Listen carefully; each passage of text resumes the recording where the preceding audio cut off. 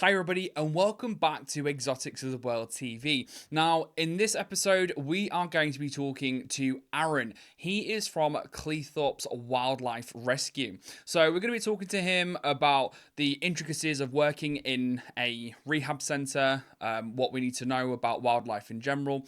I really enjoyed doing this interview. It was really fun. I learned some new things as well. So I hope you do as well. But anyway, as always, enjoy the content. So, hello. Hello. How are you? I'm good, thank you. And yourself? Yes, I'm not too bad, thank you very much. So, as I said previously, this is Aaron, and he is from Cleethorpes Wildlife. So we're going to talk to him about what he does generally, a little bit about wildlife rehabilitation. Yes, that kind of thing. So, Aaron. Sounds good. Take it away. So what do you want to know to start with? So, tell me a little bit about yourself.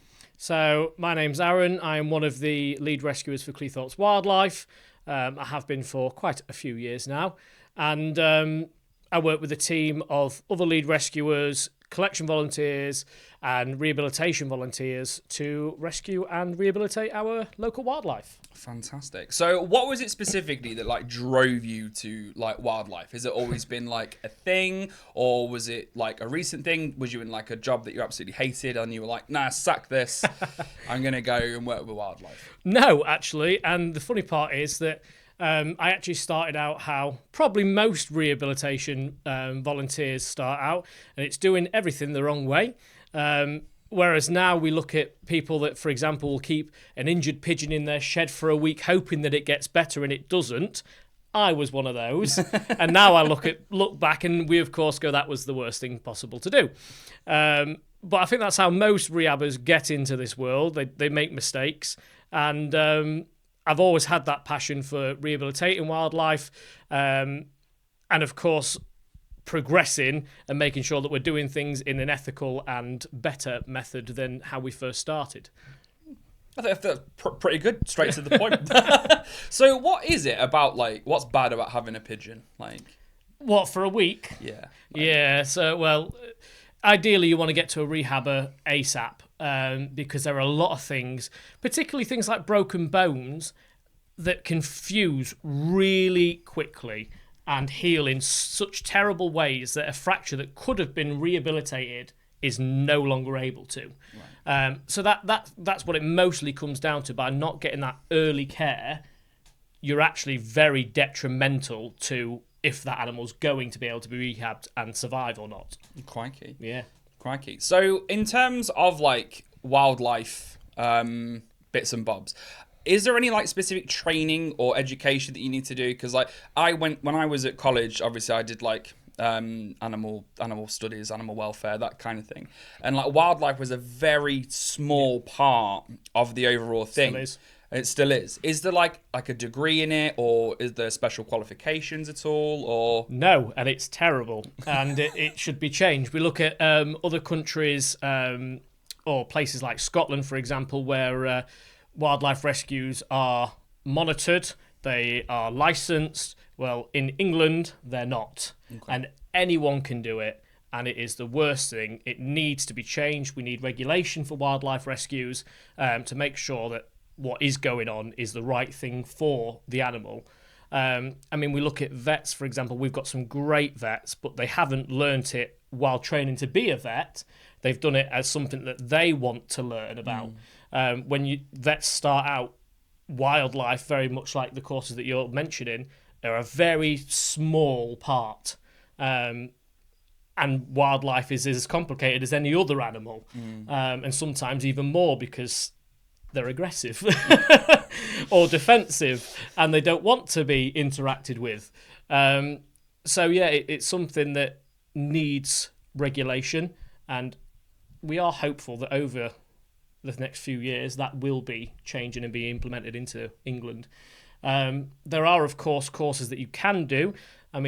Even I'm still learning. I'm going on another Secret World course. Secret World is one of the biggest rescues in the UK, and they are amazing. And I sort of regularly try and hop on every course that they're doing, as well as other wildlife rescues. At the moment, the way that most rescues learn is speaking to existing rescues. As you're getting started, you need a mentor. Don't ever start wildlife rehabilitation on your own, and go to someone that has that knowledge so you can be mentored into it properly. Right. So, I mean, there's quite a lot to quite a lot to unpack in that, yes. really. So, when you say like a lot of it's like the knowledge of wildlife rehabs like passed down from like centre to centre, etc., etc. Do you fall into sometimes like what we would call like folklore husbandry? So things that aren't true have been passed down. Oh, yes. Like from time to time to time. For example, like certain reptiles not needing like UVB, etc., etc. So do you have similar things that happen in the wildlife rehab world? Oh yes, and it's a saying that I always hate, and it's always a red flag for me, is we've always done it this way. And it is the worst saying you can imagine. And it's, if I'm speaking to someone who's a pre-existing rehabber and I look at what they're doing and they go and tell me when I'm sort of questioning it, this is the way we've always done it, all that tells me is you are not open to changing practices that could improve the welfare of your animals. Even if you look at us as a wildlife rescue, we are constantly changing. There's some things that I learned last week that I've now changed and implemented into our rescue because actually, yes, that does make more sense to do it this way. And you always, particularly in a industry that isn't regulated, being open to improvement is really important. There are some really good books out there. Secret World makes a book. The BSAVA for veterinary surgeons is a really good book to have. Generally, we keep them in the van so that if we are attending veterinary practices, we can also support vets with here is a reference material for you. So sort of trying his best to keep on top of your game, and continued professional development is really, really important. So are there any other places that you can do like your CPD or anything like that, or is it just this Secret World? Or No, there's some great rescues across the UK. You've got Wildlife Aid, Vale, and of course Secret World, and there are so many really large rescues across the UK that are doing a lot of good.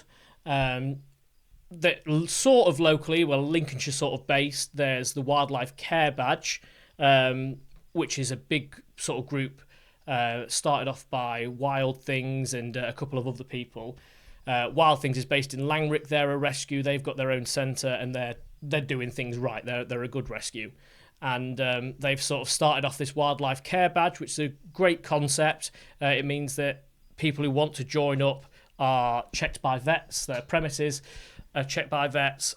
They do a knowledge assessment and constant development, and ensuring as well that they're keeping good records, because it's really easy to get animals in and then not do any paperwork for them. And then if you fall sick and it ends up with another volunteer, they need to know what they're doing with that animal, what medications they're on, are they suddenly losing weight, so on and so forth. So that looks to be like it's going to be a good thing for wildlife as well. That's quite positive. Definitely moving in the right direction then in terms of wildlife. I suppose as well, like when you said about being like open and whatnot, I suppose you have to be quite open in terms of like your funding and finances and stuff like that, especially when it comes to like charity status. Because it's really weird, isn't it? Charity status. Yeah. Like, you want to explain a little bit just before briefly we move on to something else, but just briefly if you could just touch on it, because I think we talk about it later on. Yeah, so we are a not-for-profit at the moment, and quite a lot of rescues across the UK are.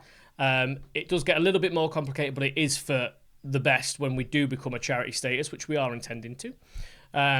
Particularly being open to letting people know how you're spending their donations, because of course as a rescue we've got to pay vet bills, we've got to pay correct husbandry for animals and making sure that they're all okay, and there's so much that goes into it, even subscription fees, so things that we keep documents on, all adds up, and it's really nice to be able to show people this is where we go. We post regularly, this is where your donation has gone, and so on and so forth, to try and be as transparent as possible. And that is one of the things that we are relying on public donations, so they have a right to see what we're up to, and we're constantly posting even just the animals that we're rescuing, so we can see that we're putting their money to good use constantly.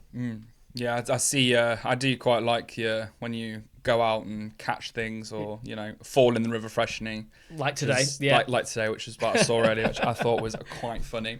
But yeah, perfect. So moving on to like the actual kind of rehab side of it. So where does it take place? Have you guys got a centre, or is it spread throughout the different volunteers / staff that you've got? Like, how does it work? Yeah, so for us at the moment, we're on a foster-based system. So we work sort of like this volunteer has the facilities and knowledge for this species of animal. This one has it for this animal, and they sort of get spread out that way. For example, if that volunteer got full, we would then partner with other rescues. There's plenty of species like deer that we're not going to be able to house with us, and we can speak to other rescues, and that's why it's good to have really good partner links with other rescues to work on other rescue strengths. For us, we are looking to get a centre, but of course that increases the cost tremendously, and it's not a place that we're at the moment. So generally what you will see with rescues when they're starting is they start from the lower levels and build their way up over time, and it does take a long time. It's a lot of grueling hard work. Even as we are now, it is a lot of work. But yeah, we hope one day to have a centre, but for now we are on a foster-based system. Cool. So what's the primary focus and mission of Cleethorpes Wildlife? Is it have you got a specific thing with certain species, or is it all wildlife, or what is it? Yeah, so we predominantly our main admissions are birds, because generally for most species they're the easiest species to take in. Obviously not when you're getting up to bigger birds like swans, but they are what we sort of focus on. But we do go out to other things quite regularly. We'll help the police with deers that have been struck by vehicles, so we'll help get them to vets. And I saw your post the other day about that. Yeah, that's really common at the moment, particularly this time of year, and then we're going to April, May time, we get extra peaks as well. But at the moment, we are sort of peak season for that. And for the police, bless them, all that they can do is put them to sleep at the roadside, even if that animal has a chance of rehabilitation, because they're not wildlife rehabbers. They're not there they're there to prevent suffering and pain. And what they're going to see is an animal that's been struck by a car and they're in pain and they can't do anything else about it. So we're lucky to have these partnerships with the police, where they can call us out and at least give that animal a chance. Yeah. Which has been a bit too successful. Far too many deer knocking about. Yes. Far too many deer knocking about. So, what other obviously than deer? Yeah. What other species do you typically see? What are really common things that you get in terms of rescue? And it's sort of a Marmite species, pigeons. We get a lot of pigeons. And it's their first time on this earth too, and they deserve the same amount of care. So yes, they are probably the number one species that we get in.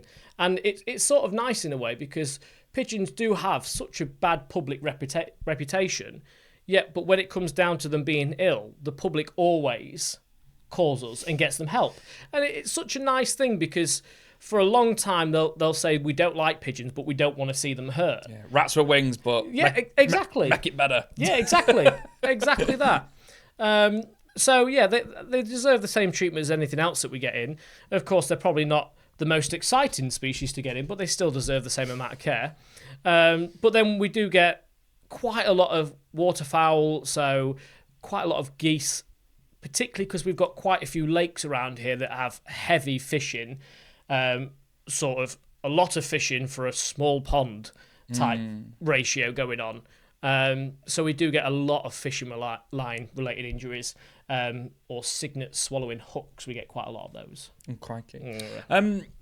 To be fair, just I'm going to side quest a little bit. Yeah. But I'm not sure if it was you or if it was another wildlife rescue, or it might have been something on TikTok maybe.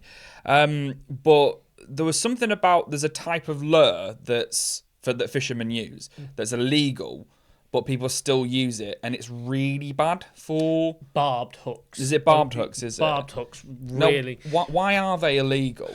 So they're really nasty, to be fair, because they are literally a barb. So when they attach to something, they don't let go. Right. So if something ingests that, and then, for example, a person out of fear quickly pulls on that line to try and get it out, it can tear, and it won't let go. Whereas you look at sort of normal hooks now, they're just sort of like a pin around. Still not ideal, but generally do less damage than a hook in general is not good, but if Yeah. it's going to be a hook, I just want the old standard Please one. don't go feeding swans hooks. Yeah. Very expensive vet bills. So is it quite common then that like swans and stuff like that will eat these hooks and stuff? Yeah, it is, sadly. I mean, fish and line-related injuries happens to all wildlife that we see in water most of the time. But particularly for us, it might be different for other rescues and depending on what their landscape is, but for us, we get a lot of ingested hooks with swans. One of the really cool things is that we can use a metal detector and run down the neck. And it looks really weird, but it works really well and it's really effective. It was actually Dan at Swan Rescue Hospital in York that I first ever saw him do it, and I was like, "That's a great idea. That's phenomenal. That's such a good idea." So we can hold the swan's neck up and run a metal detector all the way down, and a good majority of the time, if they've taken one, then we'll know about it because it'll start beeping. That's so cool. Yeah. That's so cool. That's it. So like they're like the common ones, but like. Have you ever had like a very rare beast like that you've come across, or something that's quite elusive? Like, ooh, I don't know because we get so many. Oh, we had a puffin in. We've only ever had one puffin in, but we had a puffin in. That was probably, and that stayed with me, so I was quite happy. Puffins are absolutely ridiculous. Yeah, I like the way they look. They're funny. And he did well, to be fair. And he got rehabbed and released, and he went well. But yeah, that was probably the strangest. And when we got that call, I was like, nah, not happening, not real. And I even thought it was a joke at the time. And then they brought us it, and I was like, that's a puffin. Where was it rescued from? I think it was Grimsby Docks, Grimsby or Immingham Docks. No. Yeah. Yeah, it had flown into a window, I believe. It was something like along those lines. I mean, I'm not up on like British wildlife or anything like that, but I mean, so correct me if I'm wrong, but I didn't think puffins were endemic to around here, or do we get them around here? You got Bempton Cliffs, sort of near Flamborough, isn't Bempton Cliffs? It's not too far from Flamborough. Flamborough. Yeah, I suppose. And I think that week we'd had some it's really nice Flamborough, isn't it? Nice, yeah. like that, yeah. I think we'd had some sort of nasty weather, and that had maybe blown him off course a bit. Yeah, and then he ended up with me. And I tell you what, we don't keep them in stock because it's not something we generally get in. But getting a hold of sand eels at a moment's notice was really difficult and really expensive. Did you employ the trusty fishmongers of Grimsby to help out with this? I did, but none of them had them in stock. Did they not? No, so I had to order them next day, and I think it was really expensive. Really, really expensive. I think we paid... Luckily, the fishmongers managed to get some in for the longer duration that he was with us. But for that initial introduction into rescue, I think we paid about 25 quid for next day delivery of sand eels. Yeah. Crikey. I mean, do people eat sand eels? I think so, yeah. Well, yeah, obviously they must do. I'm not too sure. I don't know. I think they're used for fishing quite a bit. There we go. So you mentioned about the cost of these sand eels, and we briefly spoke about like charitable donations and stuff like that. But in terms of like how you finance the charity, your organisation. Not charity yet. In terms of how you finance it, how does it work? Does it literally just solely rely on like the goodness of people's hearts in terms of donations, or do you get any like assistance from like the government at all? Or nope. I wish we did, but no. Most rescues, and it's a situation that across the UK we're just not supported enough, and it does rely 100% on public support. More often than not, someone will bring us an animal and go, we never knew you even existed until today, until we needed you. And then they might, hopefully, we'll pass them a leaflet and they might consider making a donation, or they might maybe start a monthly donation. That's always a really good start, even if it's like £2 a month, because £2 a month adds up. Yeah. So even doing it that way is a lot easier on the member of the public, and it's a long-term solution for us. It means that we know roughly what's coming in each month. Yeah. So public donations is the main thing. We get some grants And so far, that's always been for set equipment and stuff like that. So we've just trained up a water rescue team, which was funded by Ørsted. So that was a lot of money, supported by Ørsted. Unfortunately, the rescue didn't have to pay for that, and it really opened up our services to animals that we couldn't get to in the past that we now can access, and we've got some really good equipment to access safely when I decide to listen to the protocols that we've got in place and not fall into the freshening. That's absolutely phenomenal. I can still see it in my head playing back. So are there any like challenges like running like the facility, like running the organization, like yes, like what are they like in terms of like resources or So we've always got resource issues, particularly in summer.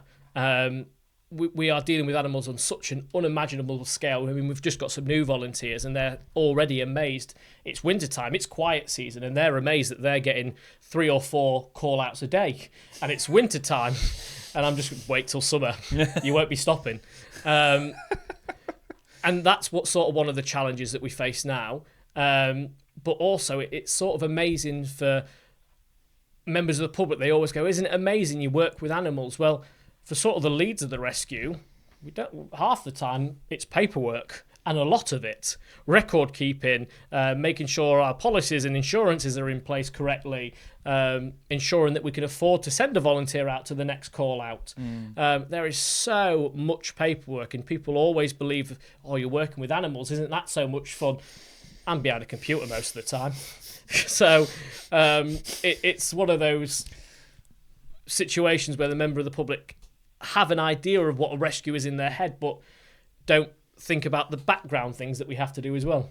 Yeah, I get that. I mean, a lot of people think, like, for example, being a shop, reptile shop, they think, oh, it's cool, all you do is just sit and play with reptiles and cool animals all day. It's like, no, it's most of it's like stocking shelves or ordering stuff or dealing with customers. Definitely. You know, recording YouTube videos, like that kind of thing. So when it comes to like handling and getting hands-on with animals, we're in exactly the same boat as you. So let's move on to the actual like rehabilitation process. So can you walk me through what happens from like that initial call or message or whatever all the way through to the to the release? Yeah, so we'll say that, for example, Jane Doe has a sparrow that her cat's brought in. Now, a lot of members of the public may be inclined to just release it. Well, not actually knowing that cat saliva is toxic to birds, causes them to become septic. So if you release them, is it really? Yeah. So I didn't know that. Yeah. Well, this is the thing, isn't it? And it's what you try and push out quite a lot, but you can only reach your sort of what Facebook allows you to.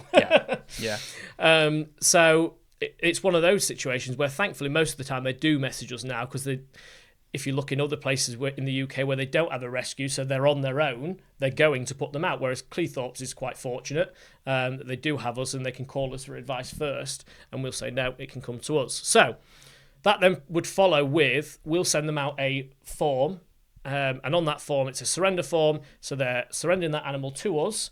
It gives them all the details of where the animal was found, what the circumstances was, and how long they've had the animal. Because like we were saying earlier, if they've kept that bird for a week, it might have had something that could have healed. So we need to know immediately what is on that. We was really worried at the start because it was an entirely virtual process, and we was worried about older people that might not be able to do this virtual surrender form. And so far, we've not had one handwritten surrender form. Everyone's been able to complete a surrender form online, which is brilliant. And then the fortunate thing is that then links to our virtual admission forms. So the animal will then come to us, we'll insert their surrender form reference, and it makes it into one big document immediately. And we have like 40 questions as rehabbers when they come in.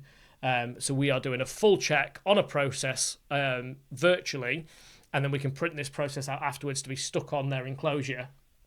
And then we have another form for updating. So it's all paperwork. We need to do regular weigh-ins. So when they first arrive, we need to see what injuries they've got, how severe they are, Do they need to go to a vet now? If it's midnight, can they safely wait till the morning? If they are waiting till the morning, does our standard operating process allow us to give medications to relieve that animal of pain until we can get to a vet? There's a lot to consider. And of course, we do go to emergency out of hours veterinary things, but that's only when it is really severe. So we have to work out on a really calculated system, and we've sort of mastered it now, of how to get that animal the right help immediately and what is in the best interest of that animal.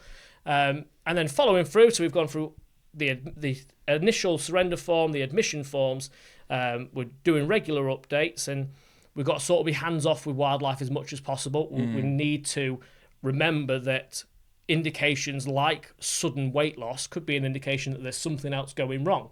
And then we might want to do like fecal samples and stuff like that, or send off for further testing. So they're sort of things that we've got to keep in our mind, that we've got to keep regularly checking without stressing or imprinting on an animal, because that can be really dangerous for them. Why is that? So imprinting it, and you generally find it with newer rehabbers, although it can happen to any rehabbers, where a really common one is young animals, where they've come in and they've been cuddled and so on and so forth, and they've done absolutely right in healing the animal, but not taking into account their wild nature. And that can be really detrimental, because then when they go out to the wild, they're probably not going to have the right instincts to survive. And then you are just releasing an animal that's not fit for the wild, that you've put all of this effort into, that will potentially die. So you're setting up to fail, basically. Exactly that. Yeah. So that's something you've got to be really considerate of in rescue, is that we're not rehabbing cats or dogs. You're not rehabbing pets. Not rehabbing pets, exactly. You're rehabbing wild animals. Yeah. Yeah. And they need to be respected as wild animals. Yeah. If I get a barn owl that's come in and he's friendly, I've got a concern, because I want him to be angry at me. I want him to be toe dusting and doing all the general things to show that he doesn't like me being there. Get away from me now. Exactly. Yeah. Geese can be exactly the same. Oh yeah, geese can be awful. But that's a good sign. You don't want them to be happily approaching you and so on and so forth. If you go to like the boating lake here locally, you can sort of expect them to be a little bit friendlier, because it has such a high population of people going there to hand feed them and interact with them, that generally holiday makers and stuff like that. Exactly. They're used to being around people, which isn't always in their benefit, but that would obviously, in our mind, make us think that, are we then going to release elsewhere that isn't going to have that support, or do we make sure that they go back there? 9 times out of 10, if we can get an animal back to where they were found, that's where they'll go, unless there's some circumstances where it's not safe for them to do so. Yeah, because like there's a line, isn't there, between like the animal being habituated to like our presence, like what you were saying, the holiday makers, and us going down to the boating lake, hand feeding them like bread or whatever. Although you probably tell me you can't feed them bread. There's circumstances you can feed bread, but we can go through that. That's fine. Feeding them a food, and whatnot, versus if you rescued one and it's become friendly towards you, etc. There is a complete difference between that. Yeah. So in terms of like your success rate of like which obviously the end goal is like you've got them in off your pop suite at. Correct. Like, what is the success rate of that? So we were calculating this last week, and it makes it so much easier with virtual forms. And we're generally hitting about 72% of successful rehabilitations. So those final numbers might be animals that we'd given a period of time to show improvement that haven't, and we've got to take in careful consideration that we're not prolonging suffering. But generally, we're able to get that straight off out the bat. But of course, that last percentage. And sometimes, for example, if you get a woodcock in, they are such stressy birds that may end up being a failed rehabilitation, because it's not that you've done anything wrong, but that animal is a very stressy animal. They don't do well in captivity, and they have naturally passed away. And and it's always a sort of a sad thing for the rescue volunteers because they've done everything they can to limit stress, make their enclosures suitable for that species, and it's just in that species that they are very hard to do birds. So unfortunately for them, that does go down as a failed rehabilitation when actually it's something that does happen. So we're happy with 72%. It's pretty high. Yeah, I mean, obviously, I don't know what so that in terms of rehabilitation for rescues, that's a decent number. Yeah. Good. Did you want to go on to bread?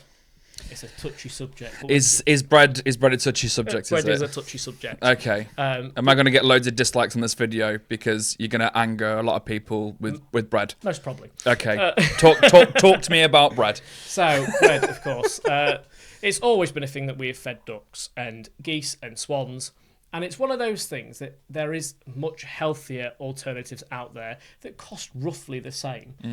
You can get a couple of tins of sweet corn for the price of a loaf of bread. Now, there are circumstances where if, for example, it's a man-made pond, there's no natural vegetation there, and there's no one feeding healthy food, bread is better than nothing. I would much prefer you feed bread, and this is sort of a personal opinion because rescuers across the UK can never decide on it. Obviously, we do know that bread is not a great food, and when there are healthier alternatives, we should give healthy alternatives. And there are so many: peas, sweet corn, dried oats, so on and so forth, all really good. If you go to most parks here, they sell bags of bird food that's perfect for them. The issues come when you are feeding bread that you wouldn't feed to your kids. That's a really important thing to think. If you're about to hand loads of birds really mouldy bread, it's not any good. If that location where you're feeding birds is regularly fed by members of the public, you probably don't need to feed bread. You could swap to that healthier alternative and you be the positive change in that ecosystem. Because it is really easy just to grab that sack of bread and not just think that, well, there's loads of healthier foods here that would actually benefit that animal. So that's always sort of the touchy subject. Now, I must admit that when I am on a rescue, particularly for swans, I may use bread, because if I go there with sweet corn, peas, stuff that they don't usually get, they're already wary of me. It's already like, who are you? So I might use bread. Recently, we've swapped mostly to bramble, swan and duck food, which has been fantastic, and I use it on so many rescues, and it's really helpful. Or particularly with swans, using general corn seed, where it sinks to the bottom so they put their head under the water, and that gives you a few seconds to make a successful rescue. So you might see our team out with bread now and then, but it's not because we are overall supporting the use of bread. It's because that animal's used to bread, and not doing so might already make them think, who are you? I can tell that the whole bread debate is a quite touchy subject. It's very touchy. It's a very touchy subject. Yeah, it is. And this is the thing, because it is such a hard subject to approach. And again, it is one of those situations of we've always done it this way and not been open to healthier alternatives.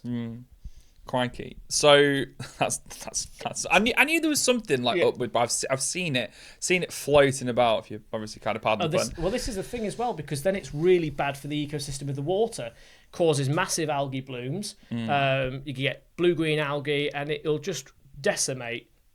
It'll take all the oxygen out of the water once it gets to blue-green algae stage. Any fish that's in there, once it's covered in algae, will then die. So it's one of those things again that it's like a knock-on effect. Yeah. Is it? Crikey. If you're going to feed in consideration and moderation. You're feeding nice foods. Yeah, exactly. Yeah, if you can, do so. Crikey. So just I know we side quested a bit on bread, but slightly going back over to the actual like rehab side of things. So you've released this swan, for example. What do you do after that? Like, is that it?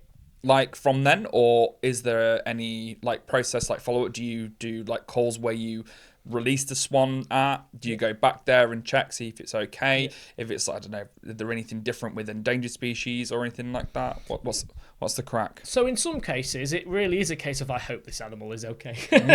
Because you've done so much for that animal that there is always a thing in the situation where you are releasing that you know they are ready to go. They've given all the indications, they've passed every check before they go, but you're still in your head thinking, I've nursed that animal back from the brink, and you're like, please, just do well. And it's one of these unknowns. You can prepare the animal for going back out into the wild, and you can do absolutely everything in your power. But for example, if I release a pigeon, I'm not to know that the next day a sparrowhawk hasn't had it as a dinner.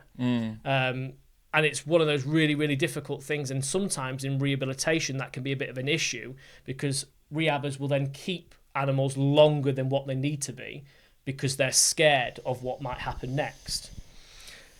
And that can also be very bad for the animal.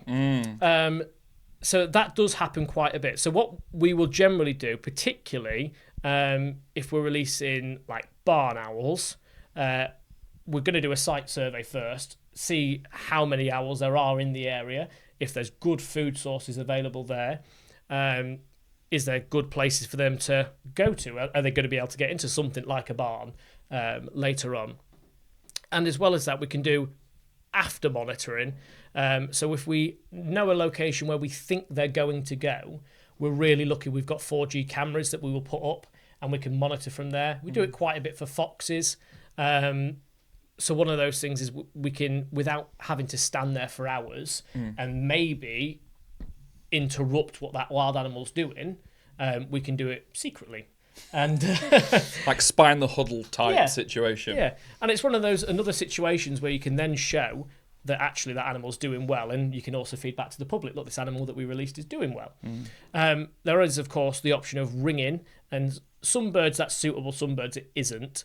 Like swans, we might use a Darvik style band around their leg, and it's really useful in some circumstances because if they do in later life come back to us, we've still got a record of why they were there, and is it anything that maybe they broke their leg or something similar, and it was correctly healed and absolutely fine, and is there maybe something going wrong with that now?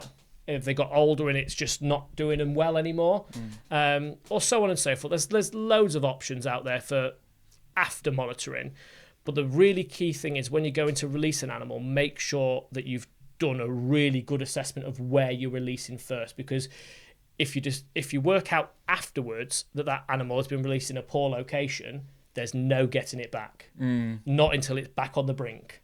So more than anything, the initial release is the main indicator.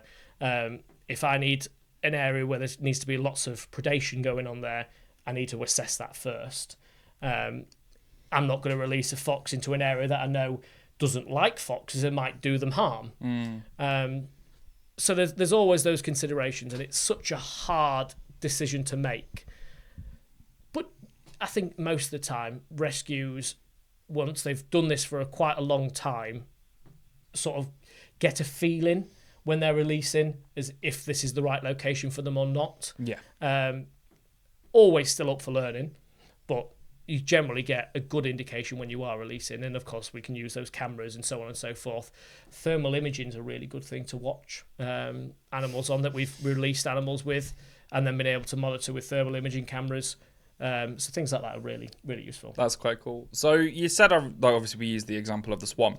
I think that might crop up quite some more, the example of the swan. But with... when you said if they've been tagged and stuff like that, so if they do come back in, you can identify them quite easily. Has that happened? Like with not just with the swan, but with any other animal? You've had animals come back that you've previously, for God's sake, Susan's back again. Susan the mallard kicking off. Yeah, it does happen, and it's not a bad thing as long as they've not been admitted a week later because you've done it wrong. More often than not, when an animal is released and comes back to us, they may have had years out in the wild before another incident's happened. Okay.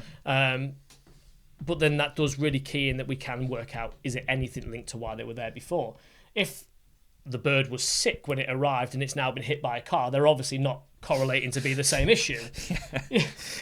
But of course, it is good to be able to check back and refer back to see why it does happen. And swans are a common thing. I mean, I'm not going to say other rescues because they've done the right thing, and they've released animals, and in time they do come back.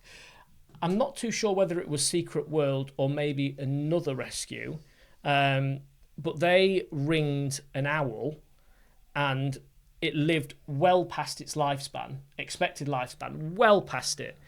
And although it was found deceased like 5 years over its expected lifespan. Crikey. So it just goes to show that actually that information shows that they did a really good rehab, and it was released, and it was found sadly deceased, but it lived so much longer than what we would generally expect. So ringing can be quite a good thing, and that's why you've got the British Trust for Ornithology, who will go out and ring tons of birds at a time so that we can see what they're doing and how they're progressing. Is the population booming? Is it declining? It's really good information to have.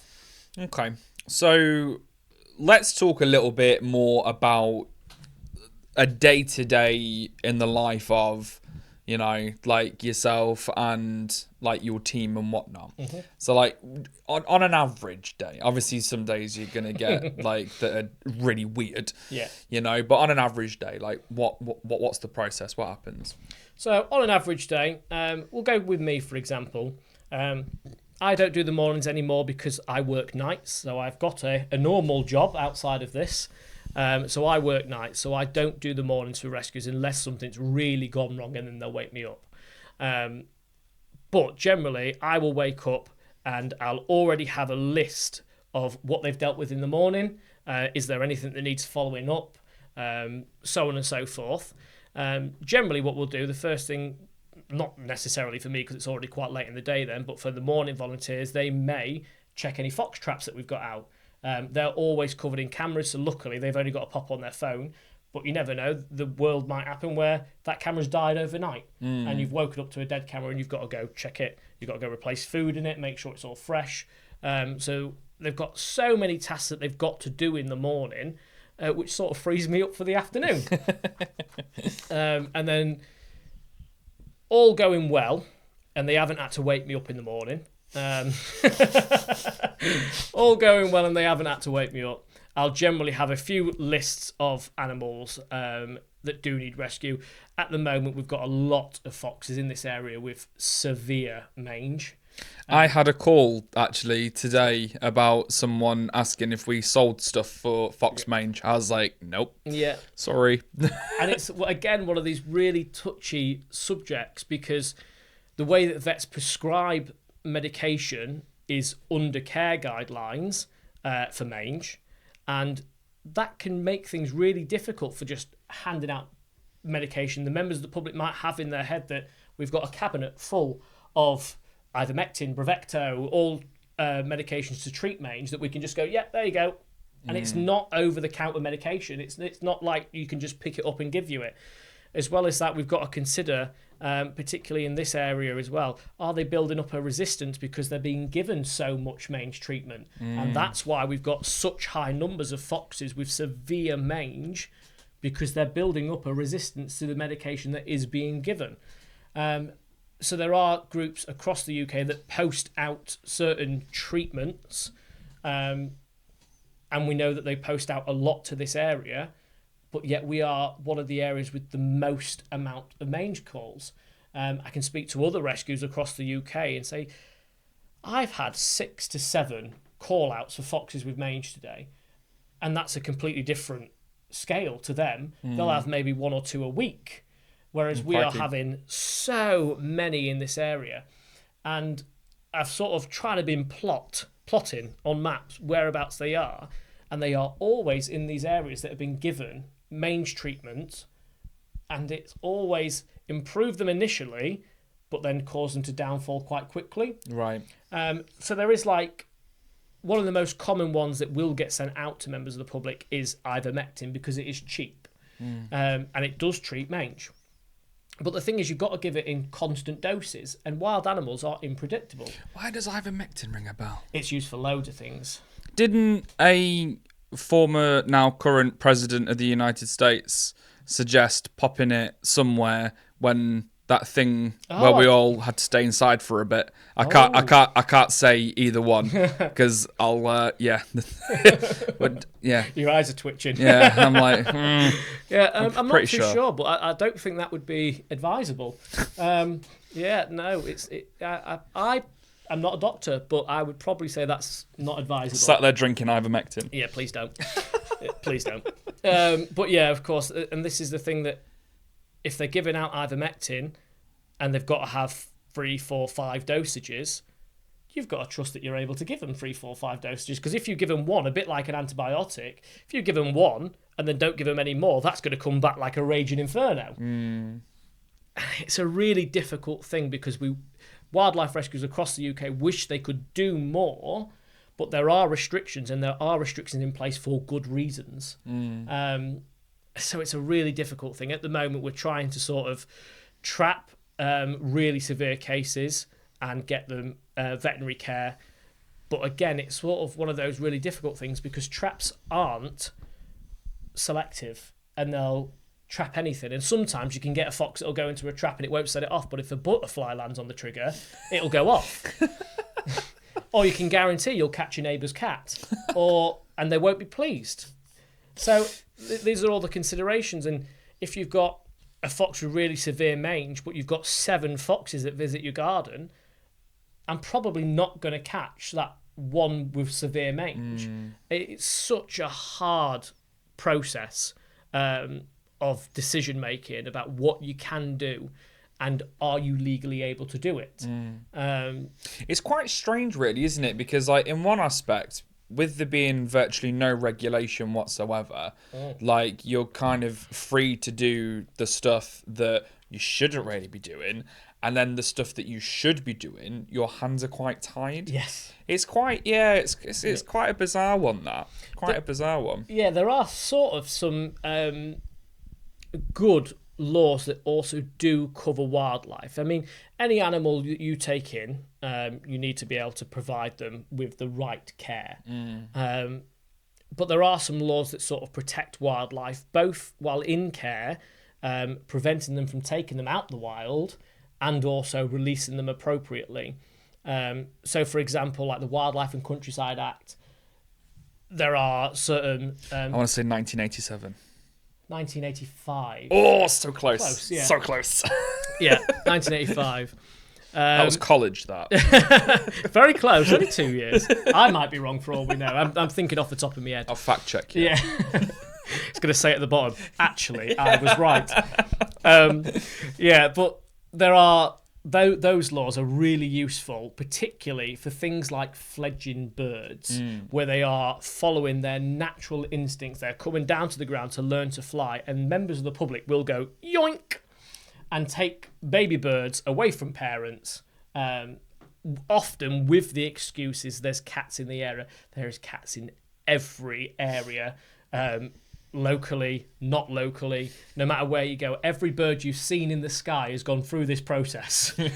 So even like tawny owls, that they go to a stage called branching, where they might fall down to the bottom of the tree and they look really vulnerable, but they're at this stage called branching where they have talons. They will climb back up a tree. They will moonwalk up a tree.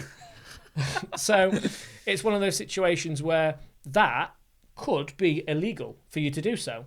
And can get you in a lot of trouble. Oh, really? Yeah. So, and it's a good thing, and it stops people from like poaching eggs and stuff like that. It's a really good law to fall back on. There's loads of other ones. People poach eggs in the UK? Do they? As in, like, obviously, I'm like steal them, not as in like. Yeah. Steal them. Yeah, they steal eggs quite a bit. Luckily, again, it's going down. It's on the decline from what I am aware of. We don't generally get that. But there's loads of acts, the Protection of Seals Act, Protection of Badgers Act. Foxes have it quite difficult. They don't have many laws protecting them, sadly. But a lot of species are covered under some legislation that helps protect them. But also, if we do a really bad rehab, and we know we are doing a really bad rehab, and we go and release that animal in the wild, we could be prosecuted under the Abandonment of Animal Act. Really? So yeah, but it's a good thing because it can cut out really poor rehabbers from making really poor decisions. And I mean, I have been doing this for quite a while, and I still get assistance all the time. I will go to big rescues, drop an email and say, I've got this in. Can you give me a bit more advice of what the rehab plan should be so I can make sure that it is right by my rehab plan? And sometimes it might just need a little tweaking, or sometimes they might go, actually, this needs to be changed completely. And that is completely fine. Because it is all about making the right decisions for the animal, not for our ego. Yeah, I mean, I agree with you. I mean, help helps help at the end of the day, and I think the more heads that are on a certain type of situation, and if you're not sure on anything, like I think when people glass ceiling themselves, and like I'm the best animal rehabber, No such thing. I'm the best at reptiles, blah blah blah blah, that kind of thing. Like you've already.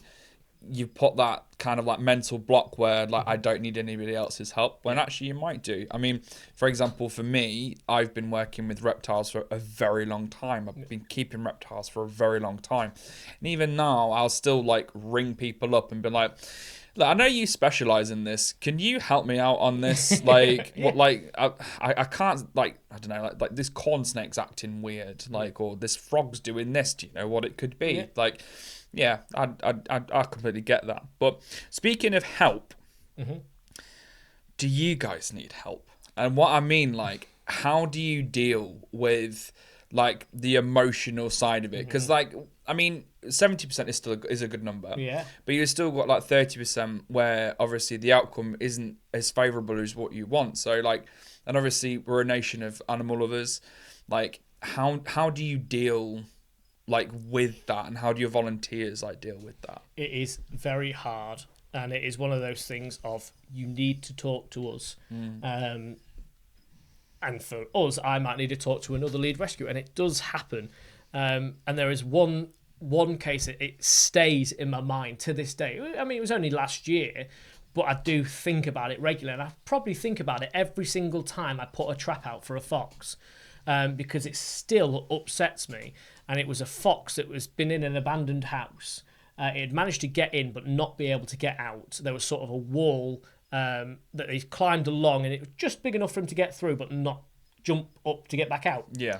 And we got this call about this fox that was in a window at an abandoned house. I was like, right, okay, I'll go down there. And the security team for the abandoned house was in Doncaster. I think it was a bank holiday as well. So I was like, I'm never getting these people out, ever. And I called them up, and to be fair on them, they sent someone down straight away. They were really good. They even gave me a key to the house and went, just posted it back once you've got it. It was great. And already in that mindset, I was like, this is going to be such a good rescue. We're going to get this animal. It's going to be absolutely fine. Cool. It's all going to plan. And then a day went by, and every single time that we went in there, it would run underneath these floorboards, and it was a house that had burnt down. They were sort of rebuilding it back up, but hadn't finished, and I think they had abandoned it at that point. And we'd set loads of traps following the trail that she kept using, and every time she'd go under the floorboards whenever we were there. And we finally set all of these traps, got loads of cameras out, and on one of the video recordings, I sent it out to all of the rescues in the area and our volunteers as well. I was like, does this look right to you? Because the snout just looked too short. And she wasn't eating, she wasn't drinking. She was just hopelessly walking around, and such a tiny fox as well. And usually you can't see straight away with foxes when their fur's in good condition that they're really skinny, because they've got a nice thick coat. And this was like winter time as well. And yeah, and you could just see sort of straight away that she was so frail and just so unwell. So finally we managed to get her into a trap, and we were there 20 minutes later, and it was the worst sight I've ever seen of an animal. It was in such terrible condition, and had clearly been suffering for a long time. Literally doing anything she could to survive in there, even eating bin bags and stuff like that. It was awful. God. And then you could see straight away that the snout had been completely worn down, nails had been ripped off, all the teeth had gone. Is that from stress, from trying to get out of... Yeah, so literally in the process of trying to chew through wood to get out, she'd just been ripping all of her teeth out, and it was literally just the back teeth. That was it. That was left. And she'd worn down her snout, all the bone of her nose, all completely exposed. It was awful. It was the worst sight I've ever seen in a fox. And at that time, I remember a volunteer that I was with, and I was looking at it, and it really upset me. And I was sort of looking like, I'm not going to cry. I'm not happening. And I said, right, let's get her to the vets. So we went to Cleethorpes, and bless them, they were fantastic. They always are. And I saw one of the nurses, Kelly, and Kelly looked at me. I looked at Kelly. I could see in her eyes straight away, and I knew that it just meant that there was just no saving this fox, and it was so upsetting. And I broke down crying, and even the volunteer who was with me, who's never seen me upset, was sort of like tapping me on the back, just, "You're okay." And I remember that I'd be like, "Get off me," because I was just so upset. And I think I actually ended up having a few days off from the rescue, because it was just one call that everything had been done right. The rescue was fantastically led, and it still had such an upsetting end that you took comfort in that you was relieving suffering of an animal that had been suffering for a long time and had no chance of ever coming back from it. But also it really upset you because of how well the rescue was going. You had hopes that it was going to end well, and sometimes you can put so much effort over days for a rescue and it still not have a good outcome, and that can really take its toll. God. Crikey. Yeah. So, like, is it just a case of, like, for you guys that have, like, these really difficult situations that you have to deal with, is it just taking some personal time just to deal with it and stuff? Yeah, and I think one of the main things being a small rescue, and we are a small rescue, is that it's really hard for the public to see that it's not an industry where we are all paid, because no one in our rescue is paid. Everyone is a volunteer. And sometimes the public do expect you to drive on blue lights and sirens to an animal, or at 3 o'clock in the morning already have someone up and ready to go.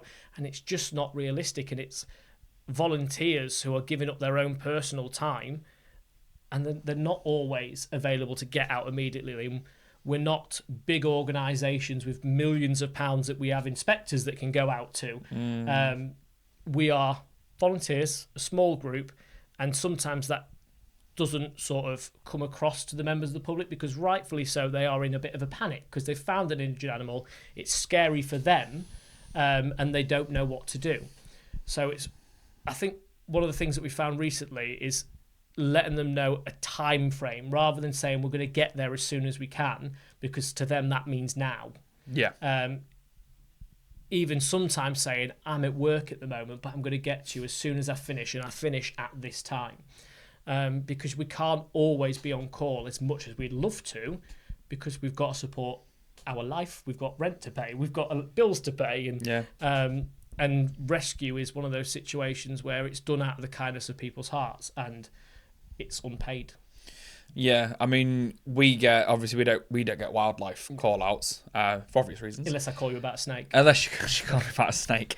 But we've when we get call-outs to snakes or lizards or anything, that shouldn't be here. I get that, because they're like, well, no, now. Yeah. And I'm like, well, I've got a shop full of people. Like, I'm technically not a rescue. Yeah. I'm literally just doing it because no one else really will, or the wrong person might go out and do it. That's exactly I completely get that. But I mean, we'll talk a little bit about like public perception and stuff like that a little bit later on. But just to kind of like flip it, so that's obviously a story that's really stuck with you. Quite negatively. But what's been a positive one? So let's put a positive spin on it. And it is probably the story that most members of the public locally will remember, and that's Sydney the deer at Sydney Park. Oh, it was such a nightmare call, because... Was that the one that kept doing a backdoor boogie and evading you? Yeah. And then, yeah. Mm-hmm. Yeah. So what happened there is this deer made its way down from, believe, the churchyards in Cleethorpes, And it either got spooked and ran down the roads constantly until he came to a patch of grass, which was Sydney Park. It was a terrible place to go. And this deer had been chased by members of the public constantly. The police were there constantly. He was just being harassed. And it was another situation where the public expects you to go, "Excuse me, Mr. Deer, can you stop and get in my van and we'll move you?" It doesn't work like that. And there's also a lot of laws stopping you from doing that. It is illegal to get a healthy wild deer and just relocate it. So you can't do that. You've got to have a licence from the government. A deer licence. You've got to have a licence from the government. I think it's called a deer move on order, but don't quote me on it. Okay. Again, I'll fact check. Yeah. But there was that process to go through. And then the next process is it the right decision for the animal to relocate, and how are we going to do it? Because deer suffer from capture myopathy, which means when they get really, really stressed, they die. So you capture a deer, it dies. The public are then going to turn on you anyway because you killed the deer. Exactly that. And we had a lot of things in mind because we had to think of safety. I think it's the first time. I mean, we work with the council quite a bit for like marine life on the beach. But I think it's the first time that I've been invited to a meeting with police officers and heads of council departments about what we're going to do about a deer in a park. And in all reality, it's a deer in a park. That's where they live. Yeah. But of course, Sydney Park was not ideal. No, super urban area. Yeah. Not a good park to be in. Definitely not designed for having deer in long term. So we had volunteers out there for hours, and I mean we'll look maybe 80, 90 hours. Long time. Christ. And all while in the background, all of these volunteers were being abused constantly about not doing enough, when they don't realise is we're doing everything we can, and we're now delayed by getting a licence. And we were then calling, again, tranquilising. People think that I can call up the local vet and just say, "Pass us a tranq gun." It doesn't happen. It doesn't. And I was calling rescues again across the UK saying, "I've never come across this situation. What can I do?" And they were like, "Good luck to you." Oh, really? Yeah, that's what it was like. There were some really good supportive rescues, and we were getting the quotes for this deer to be tranquilised, which would then mean that we'd have to close the park, so we had to get council permission. We had to have a police firearms officer there because it's a firearm. So all for one deer. Yeah. The quotes for tranquilising this deer were like £2,000, £3,000, £4,000. Yeah, for one deer.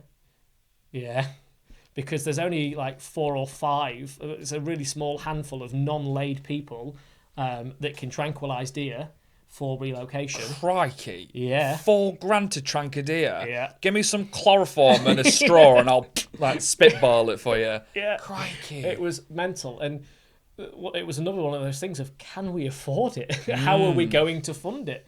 Because you've not got an endless pot of money. It doesn't happen. No. And but I was even thinking like, right, I'm going to sell my Xbox. I'm going to do this. I'm going to do that. And I was like, oh no, what am I going to do? And even another one of our volunteers saving up for a house, she was like, I'll give you the money. We'll sort it out. I'll give you the money. Bless. Because bless her, she was seeing all of these people wanting to lamp, so the lampers, which come in with dogs and stuff like that. They had all seen that this deer What's a lamper? So basically, they attack animals with dogs. Is the gist of it? It's really complicated. Right. It's nasty, nasty stuff. But they had seen that a deer was trapped in a small park, and that is a perfect place for their dog to be let loose and get the deer, because that's what they're trained to do, and that's what they enjoy doing. No, they weren't going to. Oh yeah, they were. So we had volunteers there on a night time and calling the police to say, "Yeah, these lampers have arrived. They've got their dogs out the car." Is it not illegal to do that? It's illegal to do that, but who's going to see it most of the time? So luckily we were there, and we were there to see it. So we were able to call the wildlife crime officers, and they were fantastic. I'll give them their credit. Humberside Police for that were fantastic. Every time we called, and we had a really set criteria of when we were going to call them, they were there straight away. They were really good. That's good. But of course, that also it didn't help the situation, because it was another stress on our volunteers. And the end result is that in the morning we got a call from one of our other volunteers to say he's just run out the gate, and we thought, oh no, near is Grimsby Road, it's a really busy road, he's going to get knocked down, and again it's going to be... it's literally there. And he's going to get knocked down, and again it's going to be our fault for not responding quick enough when we've been doing everything. And fortunately a lady didn't chase it into an alleyway, and fortunately he had just managed to get himself stuck, which gave us that tiny little grey area where we were able to contain him. Otherwise, because he was a healthy wild deer, we wasn't able to contain him, but he had technically got himself into a dangerous situation that he wouldn't have got out on, and that he had the smallest cut and he was injured. So we were able to get into that area that just allowed us within the legislation to actually help. And in that case, he was really stressed. So again, he was on a deer stretcher. He went, weird thing to say, a deer stretcher. Yeah, a deer stretcher in the back of a wildlife ambulance to the vets. And he got so much treatment in such a little time frame. It felt like everything was moving at 1,000,000 miles an hour. Because for days, we'd been doing so much, but it had been such slow progression. And then suddenly, like a light had turned on, everything was moving. Everything was going. And we had so many volunteers attend the area. I think we had like our full volunteer availability. It was like 13, 14 volunteers that all came to help in this emergency. And again, Cleethorpes was a great vets for that. They were fantastic. And it ended up having a good result. And we were able to get him up, get him really healthy and ready to go, and released. So he was released in a much safer location. That had been... Not Sydney Park. Yeah, which had already been pre-decided. There was so much paperwork that we'd been doing for days. And I mean, we'd fill this table and more of what we were going to do for this deer and what could we do legally and what we are tied to. And for it to actually have a good end when deers are so stressy. Because as soon as we'd caught him, we're thinking, again, this is another situation. Capture myopathy is going to kick in anytime soon, and he's going to flatline. He's going to go. So he was rushed. And I do mean rush. It's one of the rare times that we do rush an animal to the vets. And luckily, Cleethorpes was the closest. And we managed to get him up, get him healthy. And then it was the next part of, he was tranquilised from the veterinary practice, and then given just enough just to keep him subtle while we were getting there, and then reversed while we were there. And it was so much, but even for vets, for example, because they can't take medication off-site, they couldn't just come across to us and tranquilise now that we've got them on the stretcher, because they can't take medications out of their practice. So it was a case of, we've got just to get... another bit of red tape. It is, yeah. And we've got to get him to the vets, and we've got to get him there now. And luckily, where he was like 2 blocks away from the vets. Right. So we managed to get him there in time. Yeah, of course. Yeah, in time to reverse everything, like capture myopathy-wise, give him enough time to recover and get him released. And it was such a good release. And I think Michaela, who's now a committee member for our rescue, was pretty new then. And for days, she was like, I don't know if I want to be a part of this, because it was so stressful. It was so upsetting to see the deer being chased and nothing we can do about it, except for, as well as that, when we were there, having members of the public knowing that we're not police officers. We can't tell you to go away. We're going to tell you to go away, but we've got no power to stop you. Got no authority. So every time we had to wait for the police to come across with anything like that. And it was such a distressing for a week or so. I think, if I'm right, it happened on a Thursday, and it was a Wednesday that we got him gone. So that's a long period. It is a long period of time. It was a grueling rescue. It was one of the hardest ones, but it was such a rewarding rescue when it came to a good outcome. Yeah, I mean, again, it's another instance of what we were saying earlier about, in one area there's no regulation, and then in other areas it's over-regulated. Like the easiest thing for you to have done would have been to go in, get that deer, and then get out. That would have been the easiest thing. But it had to get to a point where it was dangerous for the deer, potentially stressing it out even more. Yeah, that's just ridiculous. It's really hard. Yeah, that's absolutely ridiculous. So another thing about like rescues and rehabs and stuff, what's the most dangerous animal? I mean, obviously in the UK, like, you know, you've not got anything too spicy, but like what? I don't know. I don't quite like going after badgers. Although I must admit, up to recently, I would probably say that badgers were the ones when I was going out to them, and I'm a committee member for the Lincolnshire Badger Group, and there's a lot of laws regarding badgers. With TB and whatnot. Well, the law side of things, in sort of like extracting badgers from areas and stuff like that, it's really, really complicated as well. But badgers, I think up to that point, was one of the scariest things I'd go out to. I'd get it done, it would always be fine, but it was always a worry going out to a badger because they are amazingly strong. And I mean amazingly strong.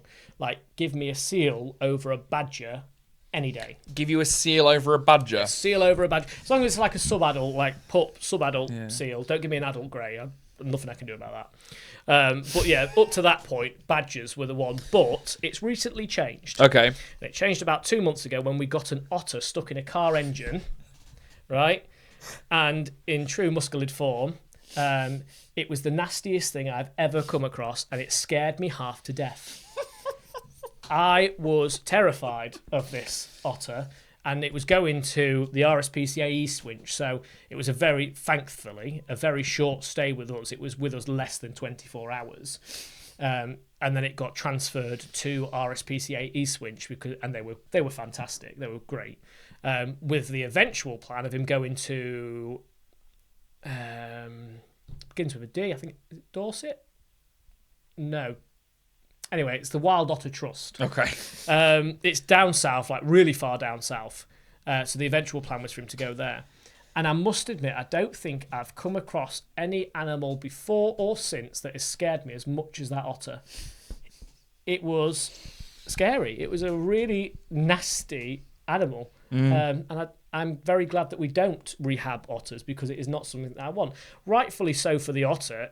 He was aggressive and mostly defensive for all good reasons. I just pulled him out of the car engine. How big was he? He was only a young one, but it was still probably about this length. Really nice set of teeth on him. I saw him destroying fish like no issue at all, and I was just thinking, that's my arm, it's not much different. Can you imagine if our otters that we got here were like the same size as the ones in South America? Like, no. Like 6 foot. Yeah, no. No. I mean, I look at like rescues abroad that go out to kangaroos, and I look at them, and maybe rescues look at us and think, how on earth are you going out to that? But I look at rescues abroad that are going out to kangaroos and coyotes and bears, and I'm like, you're on a whole new level of rehabilitation, my friend, because that is not for us. Is that what you would say like is probably one of the stranger rescues that you've had to do, or what is the strangest? That one? Yeah, or? I think that was potentially a good candidate for the strangest rescue in general, because we don't get too many things in car engines. More often than not, it's a cat. And the cat group, because we've got flexible endoscopes that go into tight places, we can find where they are. The cat group will call us out to help them. But we don't deal with cats, so I go, there's your cat. You can deal with it. Off you pop. Yeah, literally, I've got it out for you. Now that's your problem. Thank you.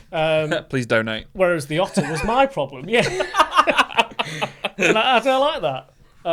But yeah, that was probably one of the strangest. And it was probably because it was a young otter.